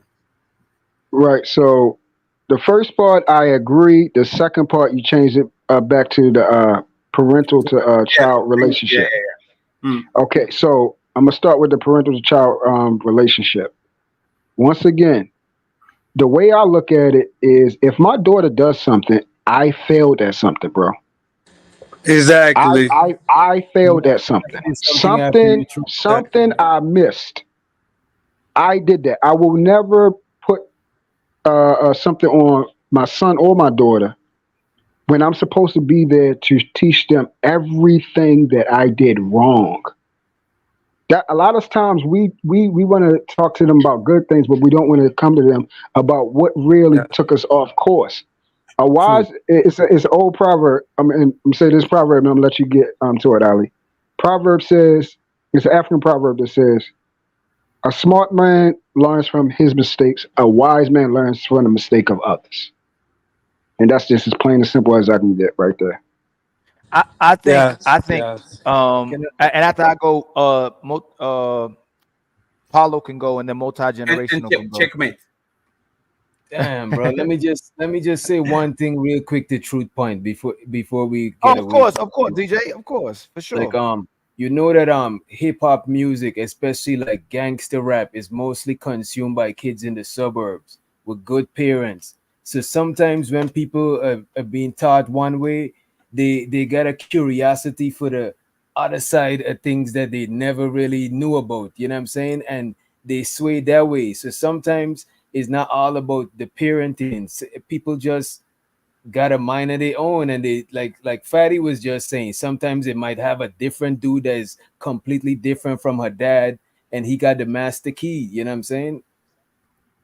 All right, Man, you so I'm gonna use this example. Do you got a child, bro? No, I don't got no kids right now. Okay. So I'm gonna use this example real quick, and I'm gonna let y'all because I've been talking a lot. My child, we had this little rolling radiator. My baby ain't know what it was. They touched it, burned them. So first and foremost, they can feel the heat off it, but they got to learn what something is. Now, after it burnt, they look at it. She ain't start crying. I said, "Yeah, hot. Don't touch." Now, what my job now is to do is either to make sure that radiator is not hot no more, or to remove it totally. right. People, once certain people are going to be, is curiosity, but then there's a thing called indulgence and habit. A person can be curious about something they never experienced, but if they have been properly taught that it's not a good thing, they won't build up a habit towards it because they know it's wrong. You're going to be curious to learn things, but when you talk about habitual things, that's something that has been taught, and also you think is some type of good thing. We come from the era of don't do as I say. I mean, excuse me, do as I say. But you giving me a screwed up example. You tell me not to smoke, not to do drugs, not to drink, but I'm watching you do it. You're telling me not to do it, but your example is messed up. That's the problem, bro. A lot of people are saying things, but they are not living what they're saying. You tell your child don't go out here and have sex before marriage, but you banging a woman in the other room without being married. You're not providing an example. I haven't, from my experience, I have not seen somebody provide the talk in the example and that person come out messed up. I haven't seen it.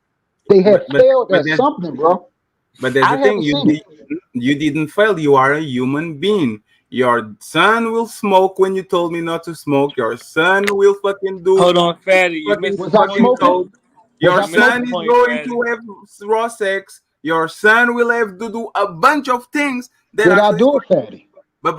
But Nexus, for you to become a man, you have to go through it. You have to live it. Even if you have a good experience with your parents, you are going to have to make mistakes, go through trial and error, so you can actually get to the finished product. Your But daughter is that's the going to be problem, Patty. exactly We the grow same. up in this function so This bad no, that we but it's think not. that's the Hey, only way brother, we I can think get I think Hey, Patty. Hold checkmate, on, checkmate. Pat. I got you. No, I checkmate. think I got Patty you. don't understand because he Checkmate. I don't got promise. children. I got you. Checkmate. I promise. I got you. Nexus, look at me. But I think Patty don't No, one understand because he second, don't man. have Hold on, children. hold on, hold on, hold I on. got you. Give me 1 second. Multi-gener. I got you. I Hold on, promise you. fam. I'm just going to say one thing real quick, right? Yes. Two parents at home never lived paycheck to paycheck. Always at food, always at books, always at everything. On high school, I was stealing Game Boy Colors to play Pokemon Red. Yes. When I was grown up, I was living like supermarkets. I would buy some shit. Man, I'm not going to be on the line. Grab a fucking juice or something like that. Walk straight down to like straight off the line. Like always at nice cars and shit. Always try to be funny. Like I used to steal sometimes on supermarket, like some chips and some I shit got there you. when I was young. Like Watch this. I had a good for me. I actually had a good I was Upbringing. raised good. Upbringing. I never actually Hold on, but raised a Fatty, Let me, Fatty, let let me, Truth no, Hey, hold land. up. you don't Checkmate, say hold hey, up Hold real shut up, quick. checkmate. Hey, shut up. Checkmate, on, man. hold up real quick. No, I'm So, not so, so, arguing, but just so, let Truth so, like yeah, I know, debate. but No, you hold have on. to, you have to be quiet. I'm Just telling you hold to be on. quiet. Be quiet. I'm finishing my thought. You can go next. I had to actually go to my trial and tribulations and to my errors to look at myself and say, "What a fucking dumb piece of shit! What the fuck are you doing? Your dad you didn't told you to do that. Your mom didn't told you that. You are not doing this shit by necessity, but you are just doing it because you are stupid. Like you are stupid. You are being stupid, right? So if I had to went through that, I have a good relationship with my parents. I have a solid relationship with them. I think for most people, and it's not just me, because I have a lot of friends that have two parents that don't was doing the same shit as me.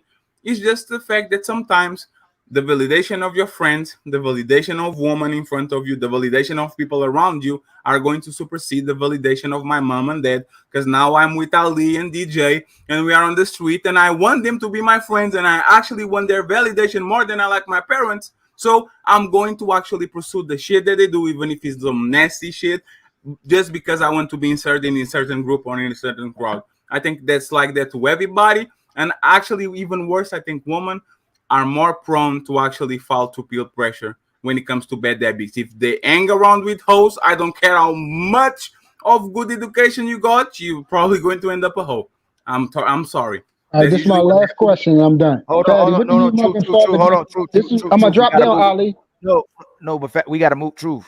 I've let you I speak a lot, promise it's family. 10 seconds. I I know, know. but I'm we about to gotta drop move. down. No. You when we come circle back, man. I haven't even got to me. let Paulo go first, and then I multi give you my general. word, 10 seconds. It's going to be real quick. No, I Can I can't. get Family, 10 seconds? I haven't even spoken. 5 Think about seconds. that. No, 5. Count let's 5 come back. seconds real quick because I'm about to drop down. one. Just let us come back. 5, Go ahead. 5 seconds Go ahead. real quick. Fatty, what your mother and father do for a living? Construction worker and cleaning lady. And a cleaning lady? And they own their own business? No. They work for somebody. Yes. Okay, and they've been doing that for a very long time? Yes. They're retired now. So both of them, okay, so both of them have been physically working. You have Yes. missed a lot of time with them, brother. No, I You didn't. have missed a lot of. No, I didn't. That's My all I mom got was to at say. home. My mom was at home at 3 p.m. Checkmate.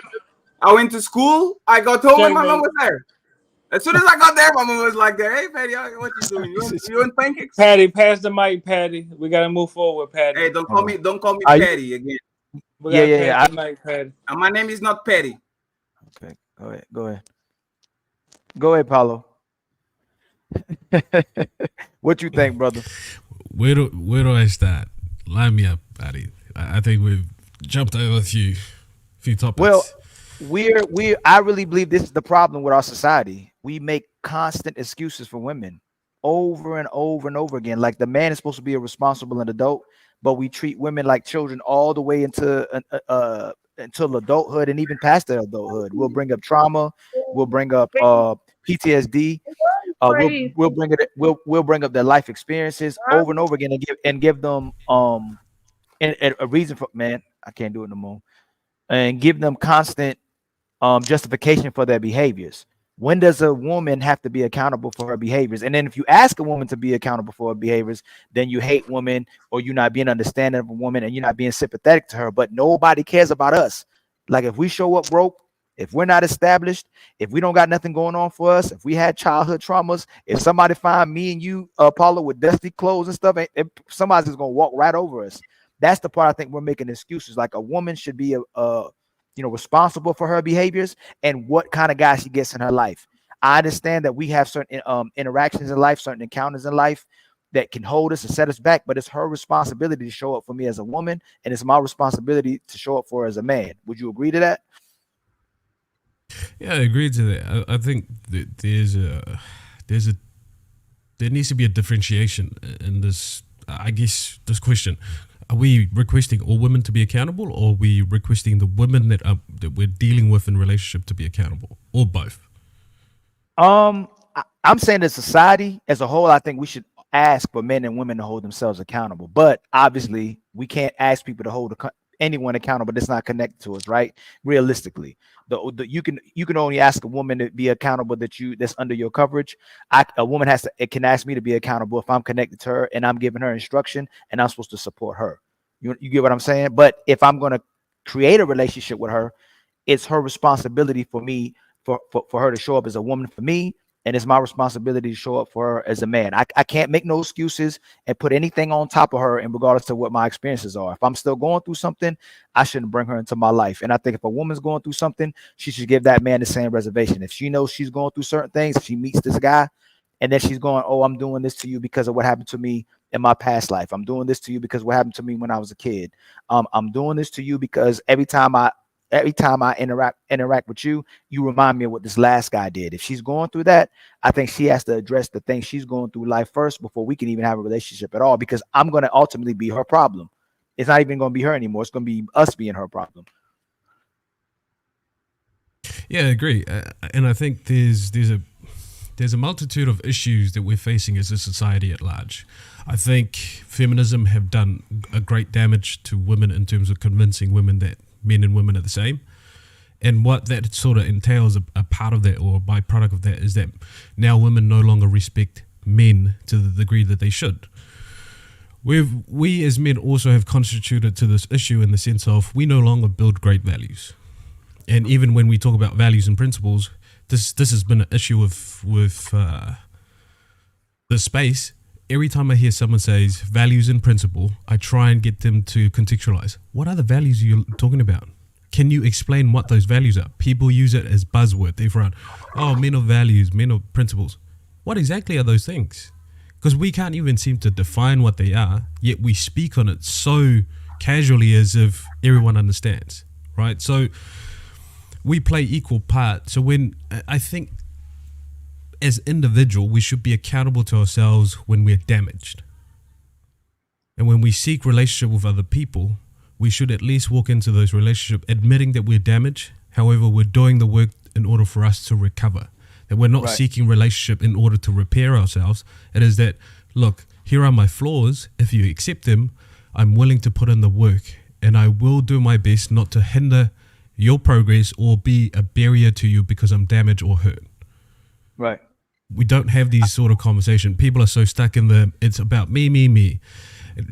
You can't tell me to do nothing. I'm who I am. You accept me for. That's not what relationships are predicated on. Right. We can acknowledge as human beings we have certain flaws, but the moment that we decide that we want to commit to another person, we have to admit, okay, due to these flaws, I need to do some work. Right. And if the chance, the opportunity is presented that another human being is saying, I accept your flaws and I'm willing to commit to you, it is our responsibility to then fuck whatever time do I need to seek therapy. This is now important. Right. This should be my number one priority. That this person has now also said to me, I will commit to you regardless of your flaw. And it should now be my priority to fix whatever it is I need fixing, and vice versa. Right. I agree 100%. So that's where it stands. And I think a conversation between you and I that I think has been confused, and I can admit to fault in terms of contextualizing. When I say extreme self-accountability, that does not excuse the other person of their bad behavior. I agree 100%. I agree 100%. Also, y'all, in 4 minutes, I'm going to end the show. Which doctor? You doing a show right after this, right? Yeah, I'm about to go live And right after you, whenever you finish, I'm about to Okay, ask right you. after me, DJ Witch Doctor's gonna go live. I'm gonna drop your link on the chat too as well too. My problem, Paulo, I think it's kind of in relation to yours. I'm tired of people, respectfully though, they have every right to feel this way, saying that they did something to some, like everything was fine. You committed to a relationship, and then someone justifies, anybody will justify someone doing something wrong to someone by saying, "Oh, that person just didn't love them. That person just didn't respect them." And I believe the accountability goes away from what that person did because that person engaged in a commitment with that person. You were supposed to love them. You were supposed to respect them. If I, as a man, am not supposed to enter in a relationship, um, uh, getting ready to use this woman, be irresponsible with her heart, take advantage of her, um, and miss and put her in a situation where I'm gonna do something that's detrimental to her, that makes her even probably lose trust in other men. That's my fault. That's my responsibility. So when women mess up, men will go, "Oh man, she did everything in her power." Excuse me. When men mess up, they'll say that woman was used. She tried to help that guy so much. She tried to do everything in her power to help that person. But when women do men wrong, they'll say that man didn't have instruction. That man didn't have poor leadership skills. That man, he wasn't loved by her and he wasn't respected by her. But it's the craziest thing because that man usually would have never signed up for that. That's what Fatty, I think that's you know what, Fatty? That's our misunderstanding. He didn't know she didn't love him. He didn't know she didn't really respect him. He thought that they both would work. Like, how do we know the difference between two people working on a relationship Exactly. versus this woman was planning this whole time to actually take advantage of you and use you? That's the part that's bothering me. And then when something happens, people go, "Oh man, you didn't see those red flags?" Well, how do I know the But difference that's between giving her exactly, grace but and that being understanding and working with her versus that was red flags? I should have just dropped her a long time but ago. that was my point. If you saw him, that's your fault. But most men, like a lot of men, are finessed. Like they didn't Right, see that shit. So how right, can be his fault? Like she's still a piece of shit. But hey, man, he doesn't have the tool. He didn't have the tools actually to diagnose what right, was going on. So Yeah. that was right, the discussion of today. That's where I admit in some of these conversations I do have a lot of pushback in, and the admittance is that I am biased, and oftentimes I can't get over my bias in the sense that I'm expecting a vast majority of men to be self-aware to the degree that I was self-aware 10 years ago when I picked my wife, right? So what does that mean? My wife had to go through a series of hoops for months on end in order for me to commit to her. My bias then is when I join these conversations, I'm thinking that the conversation revolves around men who are to the same capacity of self-awareness to look at a woman and say, I know your red flags, I know which one I'm going to deal with and which one I'm not. And I think what you're bringing up, Fatty, is that, yeah, most men are getting finished. They fell in love with the woman. They fell in love with what the idea of having a family is or whatever that constitute to. And rather than taking time to see whether they have all the tools in their capacity to deal with this woman, it's just, let's figure out how life is. It's neither wrong or right, but it's not optimized for a healthy relationship or even a long-term one. So that's where I admit that my bias have often come into this conversation where I'm pushing back. It's his fault. right. And I understand. I think I get where you coming from. If a man is truly vetting a woman, if a man is truly spending time with a woman before he engages with her with a full out relationship, and even more so a marriage, you think that if they spend a certain amount of time together, that you should have seen certain signs, and that someone just can't change right out the blue. But what's funny is that women will say the same thing. Will tell men that they don't change. We really don't change. A lot of women do change out the blue. Like Fatty said, a lot of women can supposedly, women will love bomb more than men will love bomb in my opinion. And I don't mean in regardless to the fact that men want sex from women or men want relationship for a woman, but he'll treat a woman based on how she's maneuvering. But a lot of times today, what confuses me is women are dealing with the man they really don't want in relationships because they can control them, but the man they really want, they're having sex with. So they're doing that. But there's the dual strategy that they always use. Is like us. We have some Right. hoes and we have women that you actually want to make them our woman, right? So we have different set of rules for different people. Women are fucking the guys they want, and then they turn around and they are cuffing the guys that they need They're because the new they man. actually did it, right? So it's just a double strategy, like the double strategy that they use. They like Rollo Tomasi, like he says some stupid shit, but one thing they said is like when they are on a phone party in Ibiza, they want the tall, dark, and handsome guy, and they want actually him for one night. He doesn't have to meet no requirement and then be attractive, but they want to actually have some kids, have a respectable life, have a family, all that. They are going to be nitpicky as possible, and they're going to find a man that is actually reliable. So they do that all the time. And the thing is, they will resent that said man because they don't genuinely like him like they like the guy on a phone party in Cancun. That they really had an attraction and desire, a cardinal desire to actually be with him. So he's going to be always conflictive on that. So is it fair to just one last one earlier? Of course. Is it fair to say that it's a fallacy to say that we know what we want? We're with people that we don't want to be with. However, we give people that we want special privileges. I think people in general are just undisciplined. It's enabled. I think we enable that people behavior, and people who like. I think people in general, and this is my personal take on this, are just completely undisciplined in the sense that, let's speak on women. Consider the scenario that women fuck on men who they want, but know they can't get, and then they commit to the men that they don't want, but they know they can get. I think it's undisciplined in the sense of most women who know the type of men that they want, if they only put in the work on themselves and to, I don't know how people qualify it, heal, whatever that may constitute to, celibacy, whatever that means, they could potentially get the man that they want, rather than just allowing them the privilege of, let's have sex because I want the validation of being associated to you. If I can just have that association, I'm fine with that. I can tolerate the man I don't want just because I still have the validation of you having sex. And that's why, for me, I think it's undisciplined. We're just a completely undisciplined society in the sense, even as men, we deploy double strategy. We fuck on women we don't want, and then we commit to the women we want. To me, it's if you don't want that woman, leave her alone. Right. You're right. Scholar, is that you? Yeah. What's up?